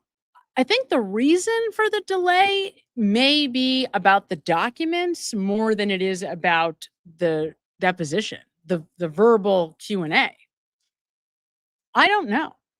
I mean, they're the ones that made the decision to bring a legal case. So when you do that, you have to know that you're going to have to sit for very lengthy depositions. It just doesn't even make sense. So I don't see what the advantage is to them in waiting. It just doesn't make any sense. Also, now it certainly makes sense why they were having those discussions about like trying to do it all in one. Remember going way back and the O'Keefes were like, no, absolutely not. We're not doing this all in one. Now we see why they were trying to do it that way, because it's insanity. I mean, how many different times are they going to take Jen McCabe's deposition? We have to do that 4 times. It's just, the whole thing is ridiculous. So I don't know. I don't see what the tactical advantage is. We'd have to sort of like get Corey in here to answer that question, because I don't understand the advantage to just like pushing it further down the road. As much as that might give the person sitting for the deposition an advantage, I would think it just gives the same amount of advantage to the person asking the questions. Gives me more time then to come up with more information to ask questions with. So I don't know. I don't see the advantage of kicking the can down the road. I really don't. At the Tessa Marie becomes a new member. Welcome to Tessa Marie. I love that spelling. Welcome, new members. Don't forget, Friday, we have our next members only live, 8 p.m. At VictorMan777 sends $4.99. Eligible for honorable discharge once you complete basic and job training. All right. So I guess it depends on how long. Basic, BCT, I think is basic training camp training. I'm assuming that's what that means. Okay. I don't know how long job training is. I'm going with maybe like 6 months, I would think. I'm not sure. How does that work? So after you finish basic, how do you determine what placement you're going to move towards? Like you take a test, you just say, okay, I'm interested in this. I know I had a friend who placed in at a very high level. He was like 30, was a little bit older when he went in and took some test, and he was like at a very high level when he entered into the military. I don't think that's like standard operating protocol though. At Ray of Sun 69 is a member for 1 month. Happy 1 month anniversary, Ray of Sun 69. At Marsha T5R, fervent songs playing in my head all day. I love that. I saw that. Me too. Told you that you guys have now heard my favorite fervent song. Fervent, that's my favorite one, is the AJ song. It's the Brady List. That hook is just, it's too good. I just can't not keep listening to that song. Like once I hear it once, I just have to play it again. It's compulsive now.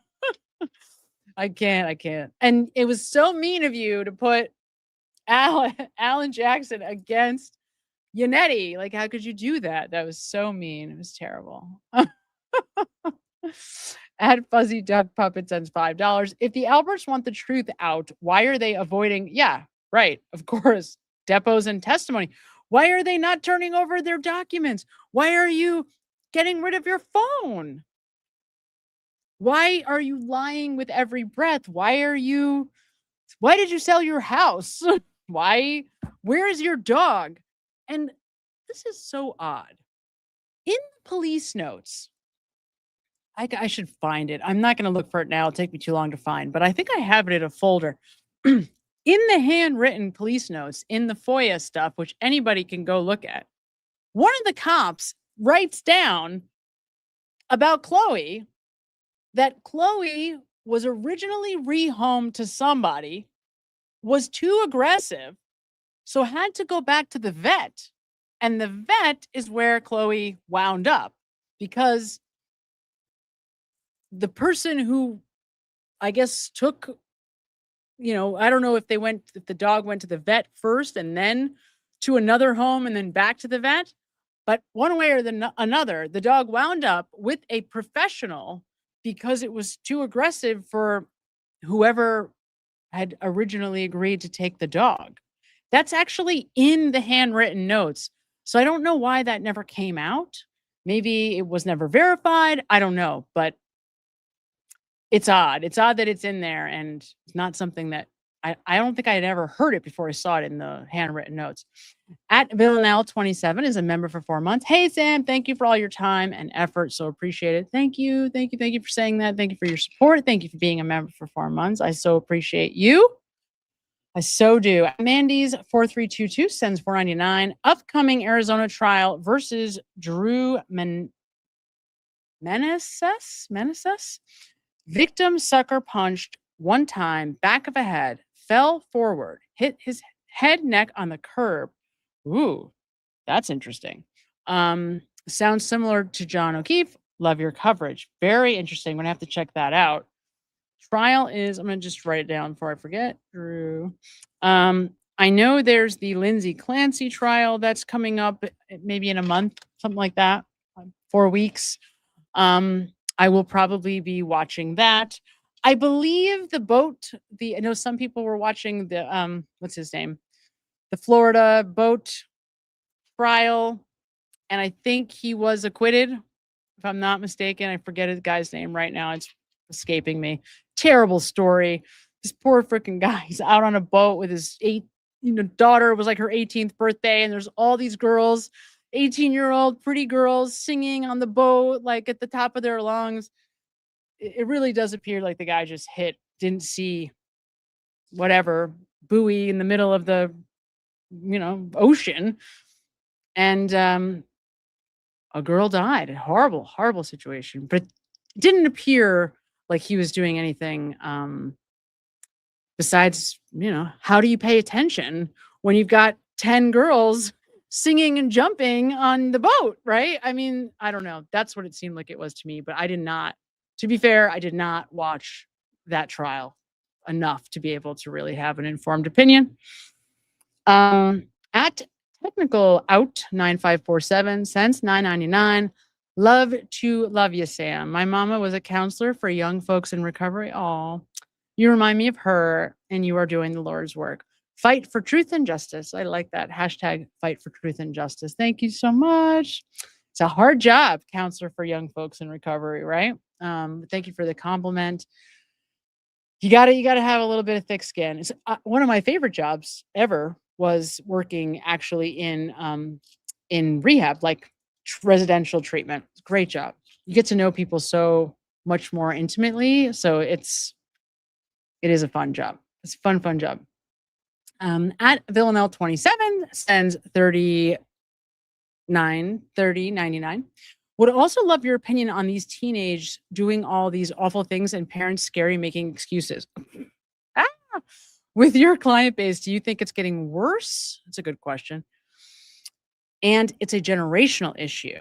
Being Gen X, my parents are very different. It's definitely true. So I was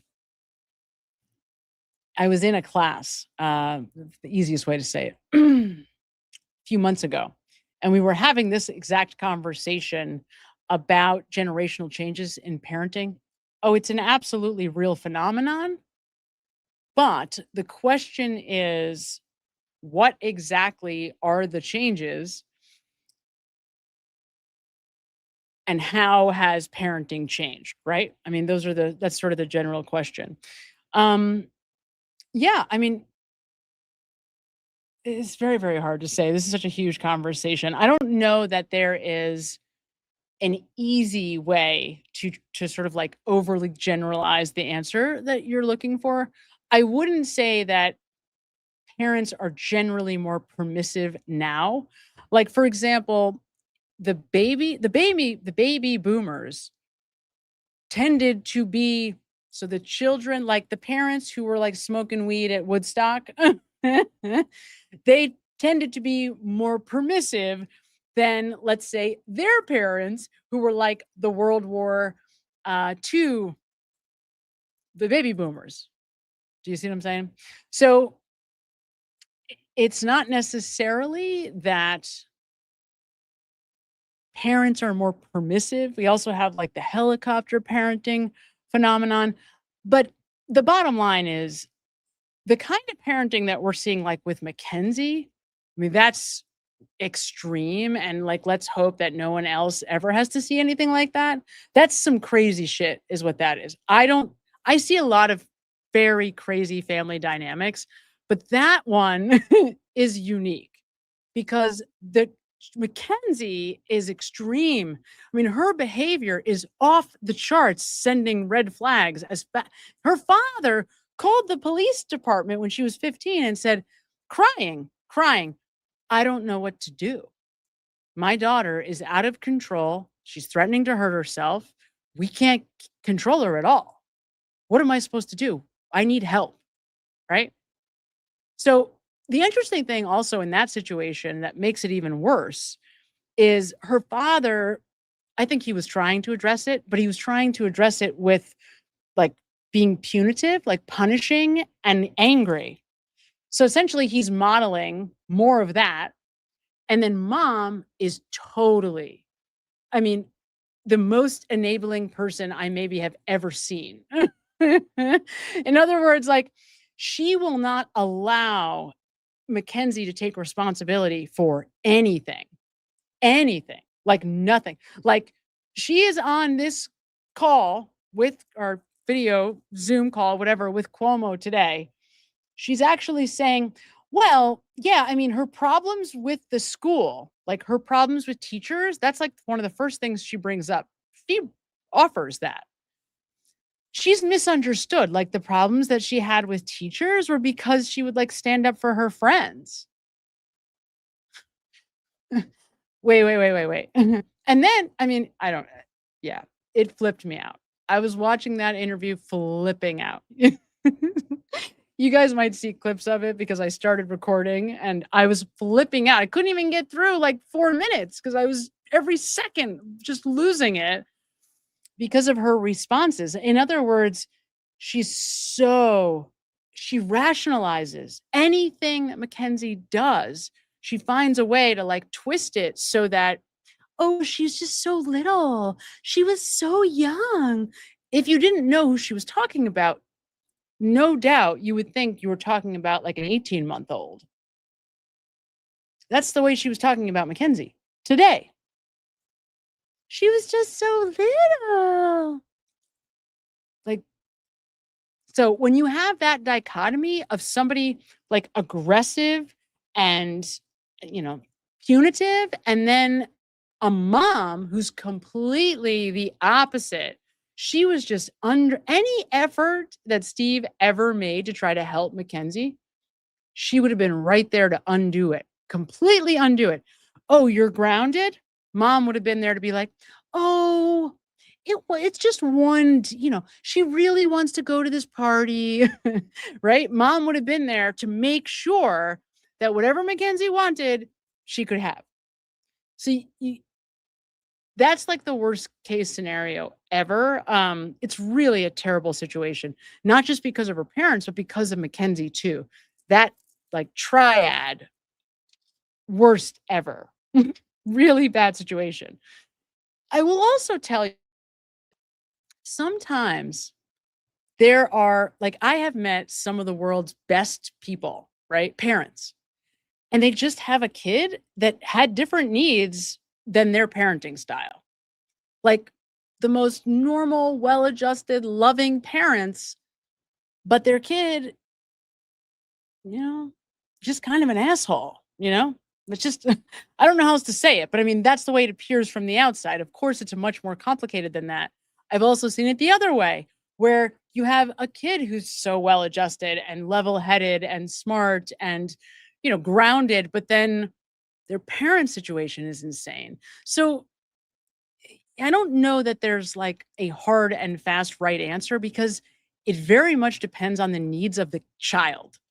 It really always comes down to that. In extreme examples, you can really see like apples don't fall far from the tree, but there are these situations where, the kids have a very different need than their parents, for whatever reason, are able to provide.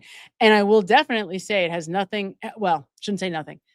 It's across all socioeconomic realms, right? That the money piece is just one piece, but certainly is just one piece of a very complicated puzzle. Atlin Jennings sends $19.99. I'm a huge fan of your work. Would love to know if there are research topics or tasks that could help facilitate your work. Thank you, Lynn Jennings. I will know as soon as I know, you'll have the answer to that because I don't know yet. The problem is that I went into my PhD thinking I was going to be doing one thing and now am on a completely different track. And it has screwed up everything because now I'm trying to find a way to tie these two tracks together. And I know there's a way, but to do it requires a tremendous amount of time, and I just haven't been doing it. So once I take that time to do it, I will let you know. I promise. And I thank you for your interest. Yeah, I wish I knew. You'll know. I mean, you guys will know first before anyone else, I'm sure.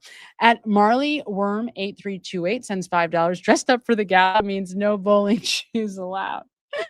Right? I don't even know what to say about that. I wonder what everybody else was wearing though. Has anyone seen images from the gala? Like random people posting things anywhere?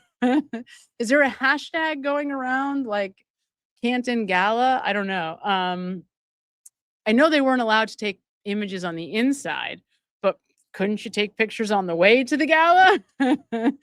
So we got to get more information about what everyone was wearing.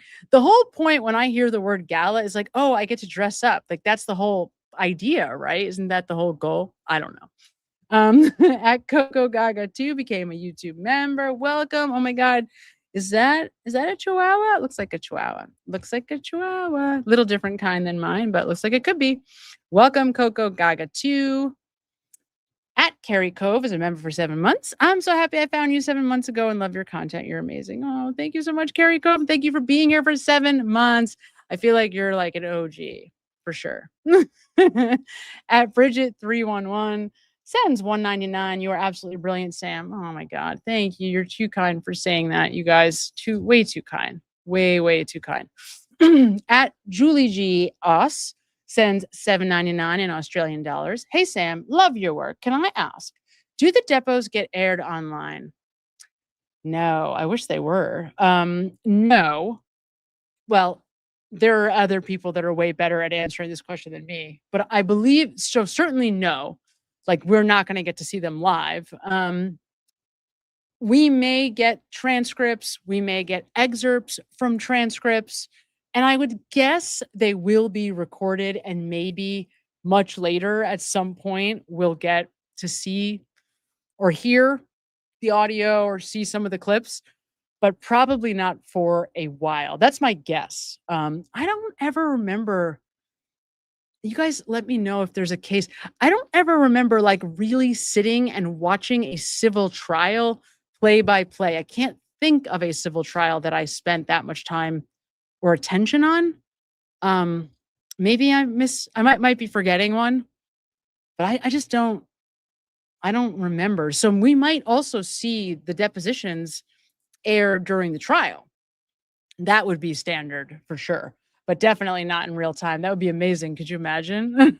Julie G, like tomorrow would be theoretically tomorrow is tomorrow, like in a few hours, is Michael Proctor's deposition. So that would be amazing if we could watch it. I wish, but no.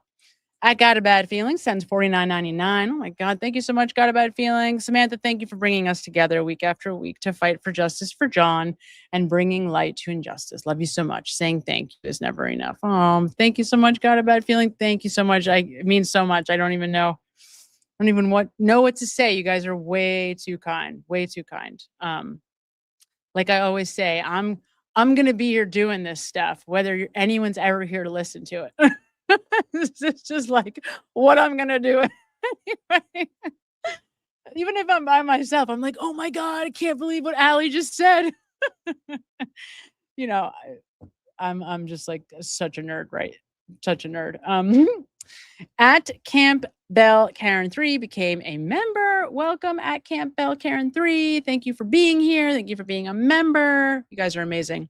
At Chat Signal, hi Chat Signal, sends $9.99. Amber Heard's Depot. Oh, I remember Amber Heard's Depot. Eye opener. Oh my God. So wait, no, that was a civil case, right? That was a civil case. Was the Johnny Depp trial. That was civil. There was no criminal, right? Was that criminal? Why don't I remember?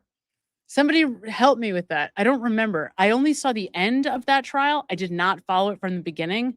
So I don't remember whether that was civil or criminal, but I think it was civil, right? It was her versus him. And thank you so much for cranking out content for all us supporters of Justice for John. You have the best channel on YouTube. Oh my God. And I pray every day truth prevails. Me too. And thank you so much, Chat Signal. That is like the nicest thing anyone could ever say. You're right. That was, I think, a civil case. And that was like the biggest civil case probably ever. So perfect example. Amber Heard's Depot. Yes. So after the fact, during the trial, we got to see some of those depositions. And I'm thinking about who is the deposit? We see them all the time. Like you see clips of them. We've seen President Trump be depositioned. We've seen Jeffrey Epstein in his deposition, clips, not the whole thing, but clips. We've seen there's been politicians, I think Bill Clinton in a deposition once. Like I have these images of people like, the camera sitting positioned on whoever it is, answering questions. It looks like a more informal environment, right? So that's a deposition, obviously. And we'll probably get to see a lot of the clips during the trials, whenever those happen. It should be really interesting. I mean, we have some pretty interesting, huge civil cases coming. I mean, these are huge cases, right? I mean, the O'Keefe case, that obviously would be first. But then think about this case that Karen is bringing against the town of Canton and against the Massachusetts State Police. I mean, that's going to be its own monster. These are going to be enormous. And then we have the defamation case, if that ever ends up happening. That one, I don't know if I see that actually happening. My feeling is that may be over before it happens, before that trial comes to pass. I don't know why I say that exactly. I just don't know if I see that one, manifesting, coming into fruition. It's so absurd. If you haven't read, I know most of you probably have or seen it with Melanie or whatever, but if you haven't been through the entire claim that the McAlberts, that the McCabe claim is making against Aiden, it's mostly Aiden, some Karen. They have a lot of limitations on what they can bring against Karen because she's allowed to put on a defense. But it's so, like, the claims they are making are so outlandish. And what's really troublesome, we don't talk about this much, and I haven't really mentioned it, but it's very troubling. Christopher Wray, I think is his name. Is it Ray? No, it's not Ray. Christopher Wray is somebody else. The lawyer that they hired, Christopher somebody, can't for whatever reason get the name right in my mind right now. That guy who was the Alex Jones, the lawyer that brought the Alex Jones lawsuit with the Sandy Hook, not exactly a difficult case to bring, right? I mean, it was really a lot of evidence in that case, really clear. I went back and I watched the opening statements that he gave I should have mentioned that. We should watch that. Maybe we'll do that Friday or next week. So I watched his opening statement in the Alex Jones case just to get a sense for who this guy is, what's his vibe. There was a tremendous amount of evidence. I mean, it was overwhelming.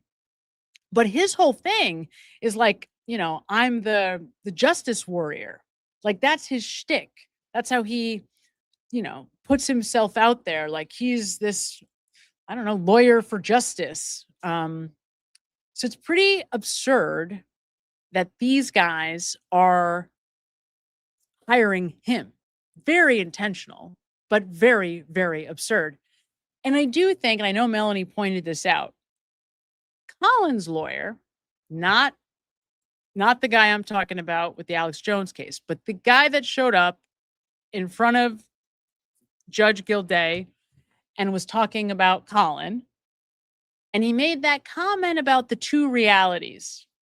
He's like, I think there's these two. He was trying to dance around it, but ultimately what he was saying was there's two versions of reality. There's the reality that we all live in and all of us see. And then there's the reality that Colin and the gang are trying to conjure, right? And it was really telling that he outed that he said that. Because what does that tell you?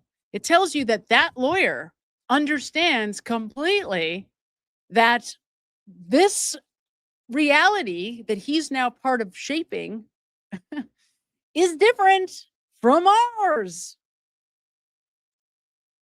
That's what it tells you. So it tells you that he's smart enough to understand that these people are painting a very different version of reality.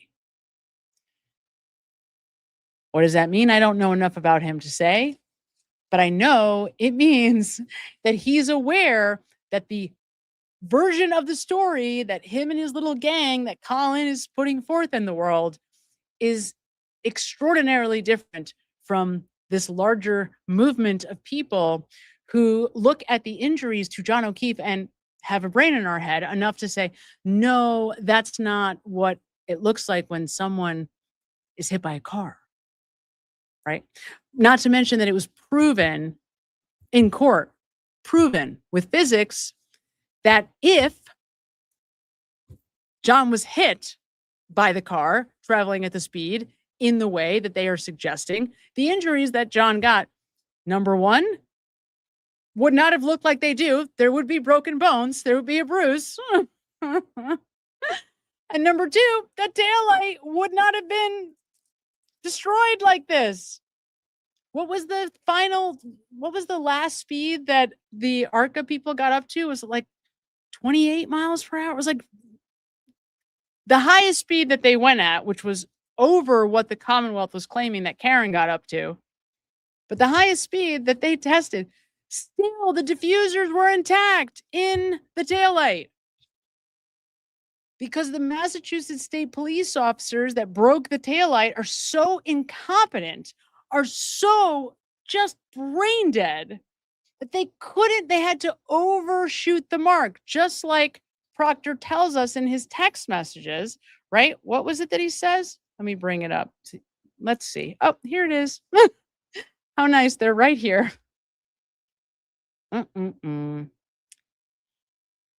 Where is it?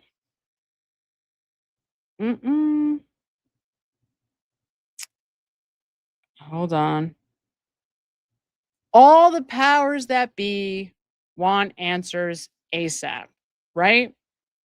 So, I feel like Proctor in his texts, and I've always felt this way from the very first moment that I read these texts, what these so clearly highlight is that he felt like he was being given the authority, the nod, the direction to wrap this up, put a nice, neat little bow on it, make sure that Karen Reed is convicted, and that this gets wrapped up as quickly as possible so that this can be done.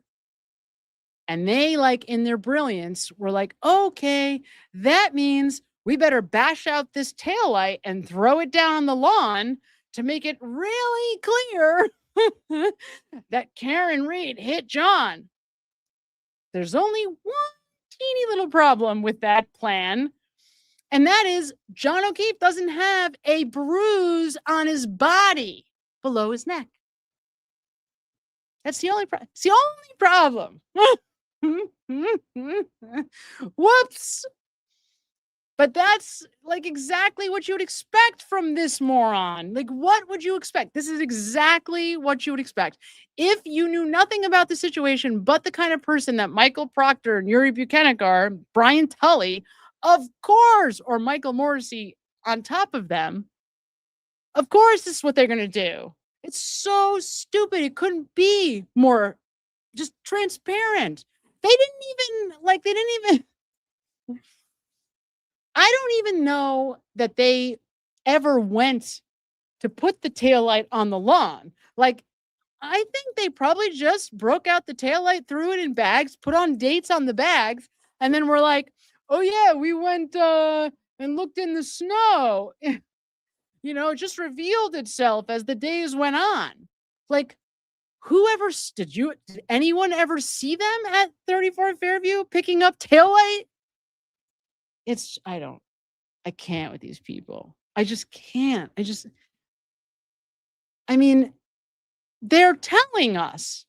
They have buried themselves. That's the thing, right? Over and over again. This is the bottom line. Every single one of them. This is true with every single witness that has ever testified on behalf of the Commonwealth across the board in the DA's office or in the house at 34 Fairview on the night that John O'Keefe dies. Every one of them, they have done it to themselves. That's why it's the world's smallest little violin playing sad songs for Jen McCabe, because you screwed up monumentally, all of you. And now you're crying about it? You don't like it that people are mean to you and take pictures of you in public? Have you lost your goddamn mind? Like, think about it. If this was you, you know what I'd be doing? I'd be on a farm. Actually, I know what I'd be doing. I'd be on the backside of Whistler Mountain in British Columbia. That's what I'd be doing. I would be living in Canada, on the western side of Canada. Maybe I would do like the summertime in Vancouver, working there somewhere. And then you find me up in the mountains during the rest of the season. That's what I would be doing, but not these assholes. Nope. They have to pretend they're innocent and run around like the jackasses they are to try to prove they're innocent. Even though anyone with a brain, anyone at all, especially now that Proctor and Good have helped us out tremendously. Just every second that goes by, they help us out more and more. Thanks, you guys. It's like unimaginable how these guys screwed this up. It's unimaginable. At Sylvia's daughter, Po8 sends $4.99. If it was Higgy Bear, why would the McAlberts covered for him? Right. Has to be Colin. I know. Yes, Sylvia's daughter. Yeah, no, for sure.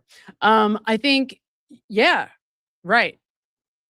It's a collective effort. There's a lot of reasons why I don't believe that Higgins is the what's the word I want to say?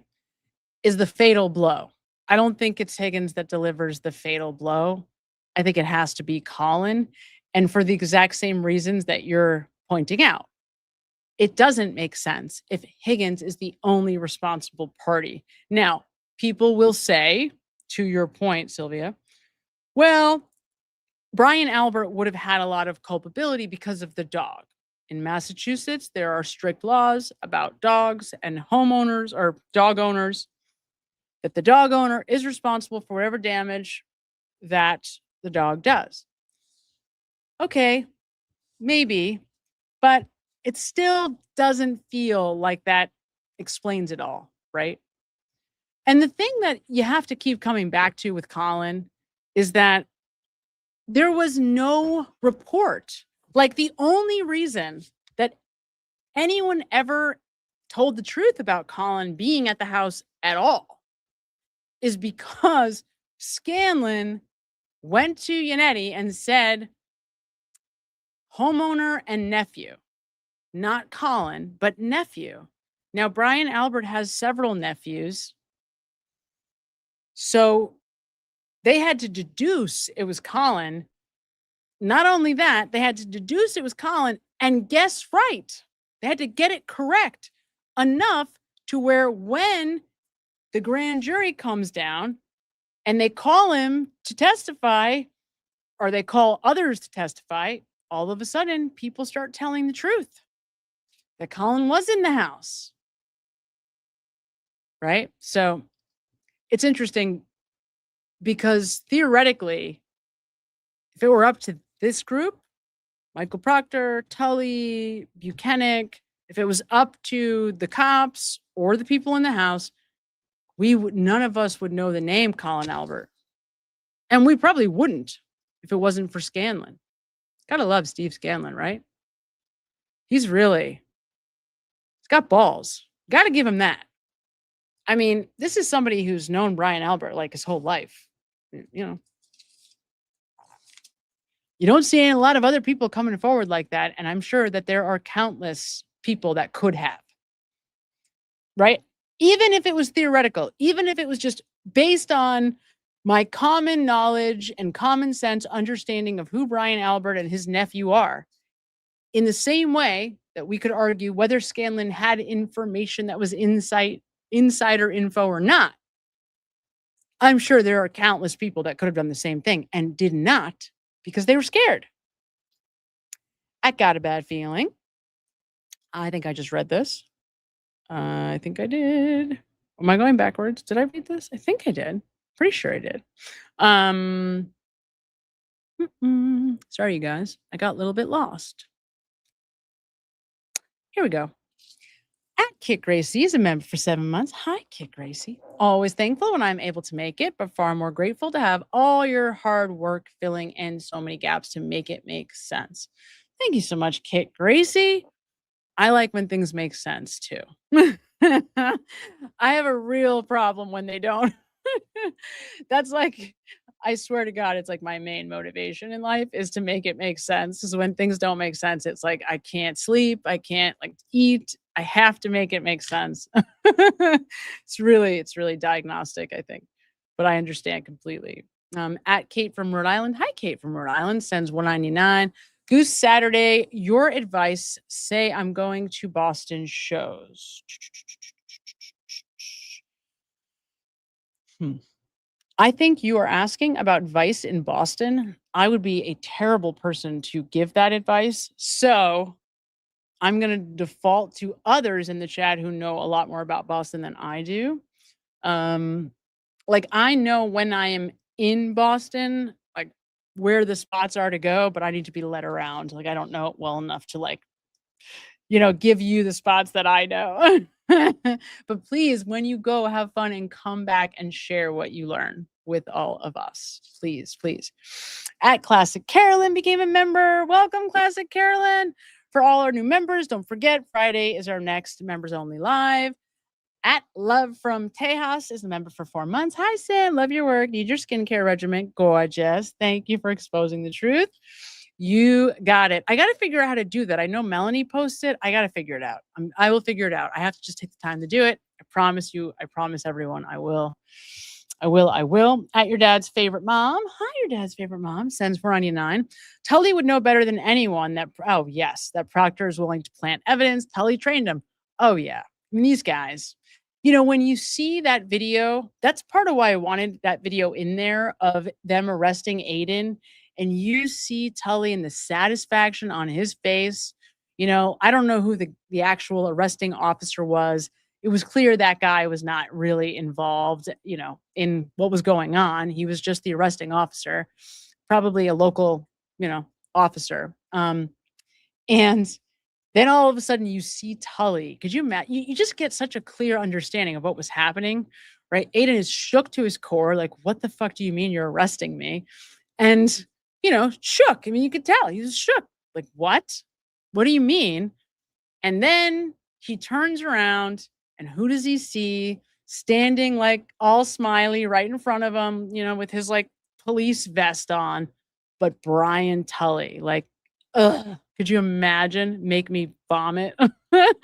Could you, like, there's nobody on the planet, like, there's a very short list of people that I would want to see less than Brian Tully.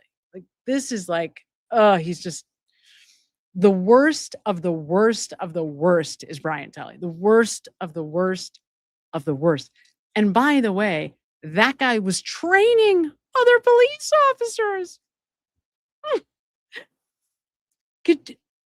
What do you even say to that? What do you even say to the idea that Brian Tully trained other people? Oh, it's so scary. It's just so scary. So scary.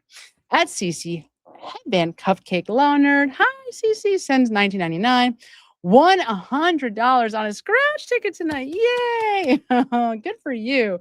Wanted to donate it to the Justice for John O'Keefe cause. Venmo'd you the rest. Oh my God. My friends refer to you as my emotional support voice. Laugh out loud. They aren't wrong. You rock, my friend. Thank you so much, Cece. That was so kind of you. You are amazing. Thank you. Thank you. Thank you. That is just so sweet. I don't know what to say, but thank you so much. You're amazing, and I appreciate you so much. I truly do. At Avon Bird Lady, gifted 5 memberships. Thank you so much, Avon Bird Lady. Hi, Avon Bird Lady. It's nice to see you, and thank you so much for gifting the memberships. At Ani246 Khan is a member for 7 months. Happy 7 months, Ani Khan. Thank you for spending the evening with us, Sam. You are a breath of fresh air, and there aren't enough words to convey how much I enjoy these. Oh my God, you guys are just too kind. You really are. Thank you so much for being here with me, for the support. You guys are awesome. And I'm just so lucky to have you, to be able to do this. And, try to spread justice any way that we can and just spread the truth. And, I don't even like using that phrase, like, because now today it reminds me of Chris using the truth, that phrase, like defending the truth. But what that really is for them is a way to talk about this big lie, right? It's a way to reference something that they can't talk about. It's like the safe word, right? Defending the truth, like the Testify campaign. I can't with them. It's so hideous. Hideous. Absolutely hideous. It really is. Oh, yes, I absolutely will. I love it. Denise is the best. Like, she will correct me if I miss something. We love it. Thank you, Denise. You are the best. I will absolutely find it. I'm looking right now. I don't like missing anything.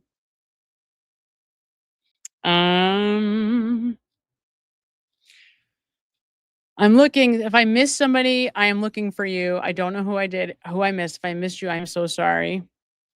I did get like a little lost there for a sec. Sometimes there's a delay on the chat, and so then you kind of get screwed up.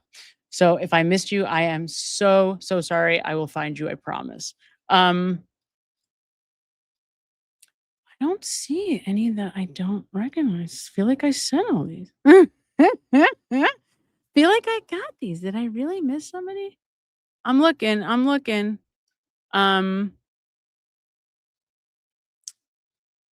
am so sorry if I missed somebody. Oh my God, where are you?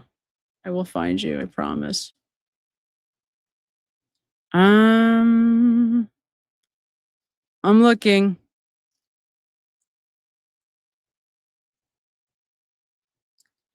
I don't see it. If I missed somebody, I am so sorry. I don't see it. Denise, I don't see it. I'm so sorry if I missed you. I hate that. I hate missing people. It's the worst feeling ever. At Straight Up, I love it. Straight Up 5683 sends $5. Do we even know everybody that was there that night? What happens at Fight Club stays at Fight Club. Are we talking about at the gala? Is that what you're talking about? I don't think so. I don't think we do know everybody that was at the gala, if that's what you're asking about. But I think we know who wasn't there. I mean, the fact, to me, when I think about these kinds of events, what's interesting to me is I automatically assume that like Peg O'Keefe is going to be prominently featured like at the big head table or whatever. And the fact that that wasn't the case is interesting to me. It's like, oh, that's interesting. I wonder why that would be. But it does feel like maybe because of the civil suit, maybe because of the defamation case, like there's a split. Not necessarily a contentious split, just a split. Right? Like, okay, well, we're going to go over here and raise money for our defamation case against the evil turtle boy. And you guys have to go raise money for your lawsuit against Karen. Right? So we're going to like veer a little bit. That's the way it seems. It also seemed like the gala was, again, specifically designed to try to garner like content creators, support from people like us, really, to go out and spread their quote truth, the truth that they can't talk about. Right? Like the truth.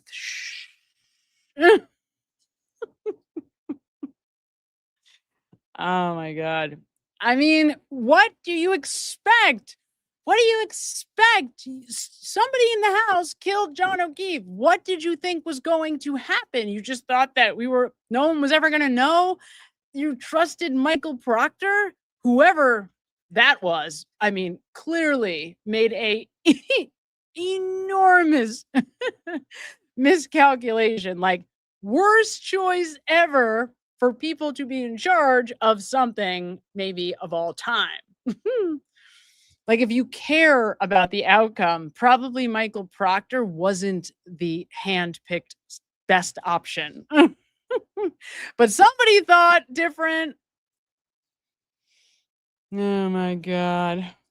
At Saucy Meat Sauce sends $5. If Brian Higgins had no part in the actual incident, no. Well, I don't think that. Why do we think he's not turning on the others? Threats from the no. So I know, I mean, in my version of knowing, right? I obviously wasn't there. So unless you were there, you can't know for sure. But I believe that Brian Higgins was directly involved for sure. Like, I believe what happened was there was a fight and the three of them were involved. But I think that the actual fatal blow, the hit that ended John O'Keefe's life, I think must have been Colin. Must have been. And I don't want to, why do I say that? Because all of the testimony evidence, the behavioral evidence, the lying that his parents are doing, the lying that Allie is doing, I mean, the just absurd efforts to this very day that they continue to go to try to hide him, to try to keep him from talking, I mean, to protect him. It's so crazy. If this kid had nothing to do with whatever happened, this isn't the way you act. I mean, frankly, and not only all of that, if you have nothing to do with it, like, Colin is very paranoid. And I get, okay, you want to argue. Yeah, well, I mean, if you're like a 20, whatever he is, 20-year-old kid, and yeah, okay, you have a bad reputation on social media. I mean, is that going to end your life to the point where you can't get out of bed most days and you can't get out of your parents' bedroom, bedroom in your parents' house? Probably not. You know what I mean? Like, in other words, something else is going on there. That's not just like, oh, there's mean people on social media. Like, something's wrong.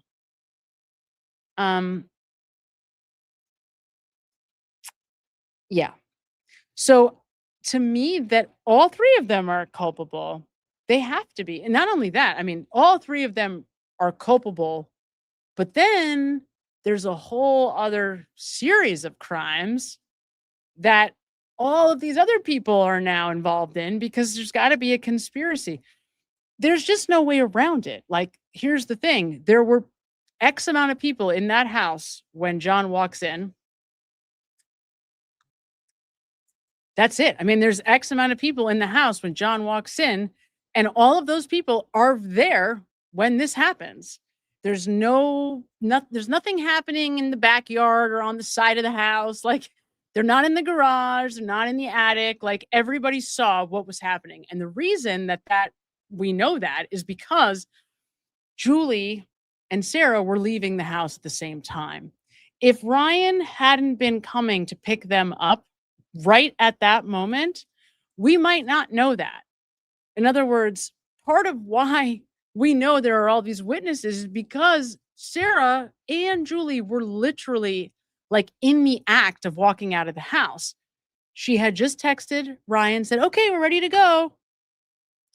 So he naturally, okay, texts her at 12:23, says, all right, we're here. Get ready. Come out, you know? And in between that text and when Julie walks outside, John O'Keefe loses his life. I mean, he's still breathing, I guess, for a while, but he hits his head. So they had to have seen what happened. There's no other possibility. Like, I don't know if that made sense, but they were all there and nothing else happened. Like, there was no party. There wasn't time for any events.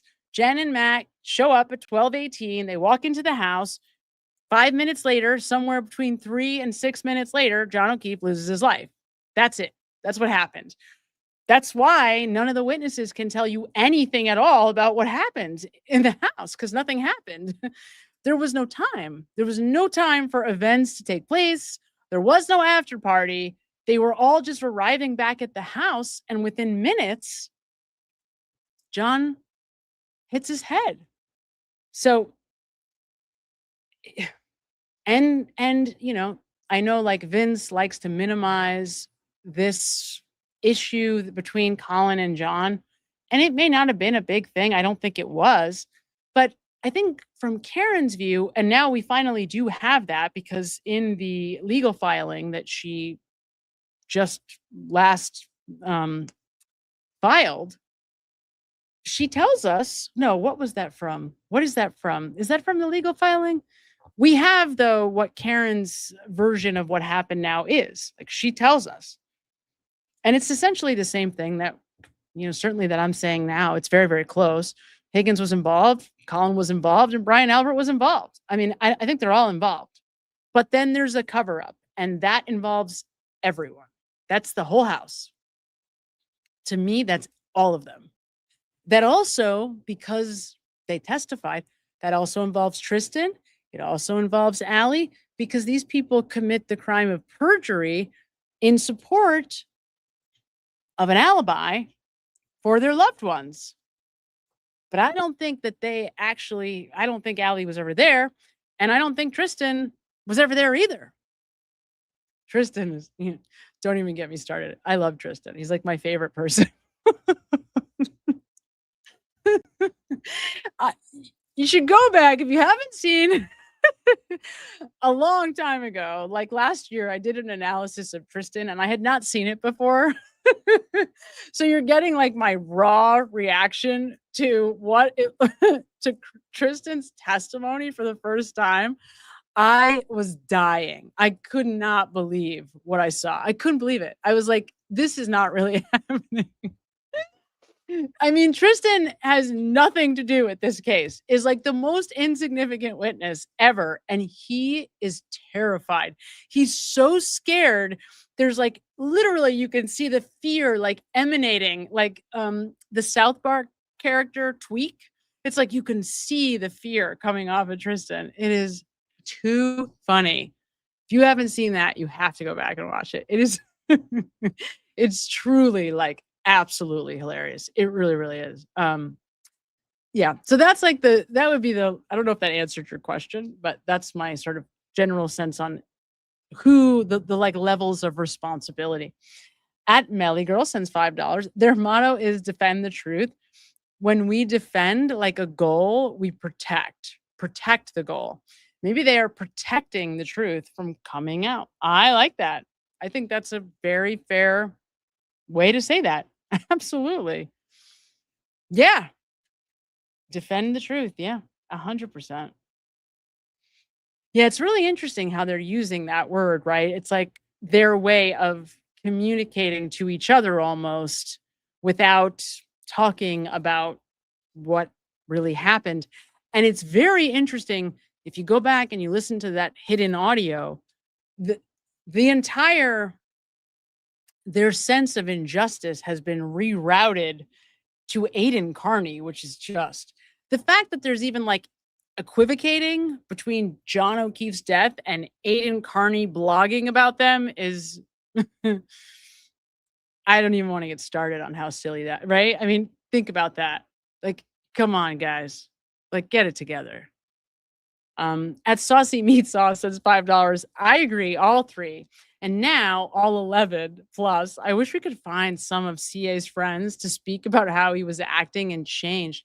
You know, that's an interesting point, right? Yeah, I mean, I agree. 100%. Listen, this was a group of people who I think was probably pretty close to outsiders anyway. It's sort of like Julie Albert when she talks about when Yanetti's like, you were talking about it with your friends. And she's like, well, I don't know about my friends. And you're like, did she really just say that? Wait, Julie, wait. Why wouldn't you be telling your friends about what happened? Because you had no involvement in any of this. You just brought donuts to your nephew for his birthday in the blizzard in the car that doesn't exist outside. It's too funny. It's too funny. Don't even get me started because it's so stupid. Yeah, I think it's a legitimate. I think about that all the time. Like, for example, with Nick Kolakithis, like Nick is at the waterfall when the lights are on and everybody's, when everything happens, he's standing next to John. Like, I want to be like, Nick, can you just tell me like what you saw? Can you just, did you see this? Did you see this whole interaction with Chris and when he grabs Brian Higgins? Like, did you notice that when the lights came on? You want to be like, what did you see? Because we don't know. And I don't even know if they know what they saw. Who knows? The Sully guy, that's actually another example. He's another one. Like, I would love to just call him and be like, talk, tell us, speak. Tell us what you have experienced after, because if you think about it, he's not an important figure in all of it, but he's involved. Like, he was with John in CF McCarthy's. These guys threatened him after the fact. He was told by Sean Good that Canton PD is really good at covering up murders. And then a couple days later, it gets an anonymous threatening text. Like, that's pretty shady. I don't know. These people are so shady. And they still do it. By the way, something else that everyone should know. To this very day, they still do it. They still threaten people. I know it because I've had friends in Canton be threatened. Not by them directly, but by like through others, right? Like inadvertently. So it's crazy. All right. So we've got a long way to go. And here's what I think I'm going to do. And if I missed you, I am so sorry. I hate that. If I missed you, I will never forgive myself, but I will do my best to figure out who I missed, if I missed somebody, and make sure that I name it later. We will figure it out, I promise. Everybody in the chat, everyone that has been with me tonight, thank you so much for your time, your effort, your energy, your support. You guys are too kind, the best ever. What we're going to do, don't forget, Friday night, 8 p.m., members only, live. Last time was so fun. We ended up getting the verdict for the Garrett Koenig trial. It was crazy. I couldn't even believe it. But I was so relieved that I got to hear it with you guys. It ended up working out beautifully. Who knows what Friday night will bring? Should be interesting. You never know. You just don't know nowadays. Anything is possible at any time. But in between now and next week, certainly, hopefully by Friday, but definitely by next week, I will try to do some additional cleaning up of the Proctor stuff testimony too, so that we can kind of, I want to add captions. We got to clean it up a little bit so that we can keep track of what we're learning along the way. So I will work on that. Everybody enjoy the short amount of time that is left in your Wednesday. And I guess in your Thursday, you have a much longer, if you're abroad, you've got a longer Thursday ahead. But for those of us that are still in Wednesday, everybody enjoy what's left. And I hopefully will see you Friday. And if not, I will definitely see you on Wednesday next week. Everybody have a beautiful week. Thank you so much for being here. I love you guys. The defense counselor's duty to protect the rights of the individual, as it is the prosecution's duty to uphold and defend the laws of the state. Justice for all. Only we have a problem here. I live inside my own world of make-believe. Kids screaming in their cradles, profanities. I see the world through ice covered in ink and bleach. Cross out the ones who heard my cries and watched me weep. I love everything. Fire spreading all around my room. My world's so bright, it's hard to breathe, but that's alright.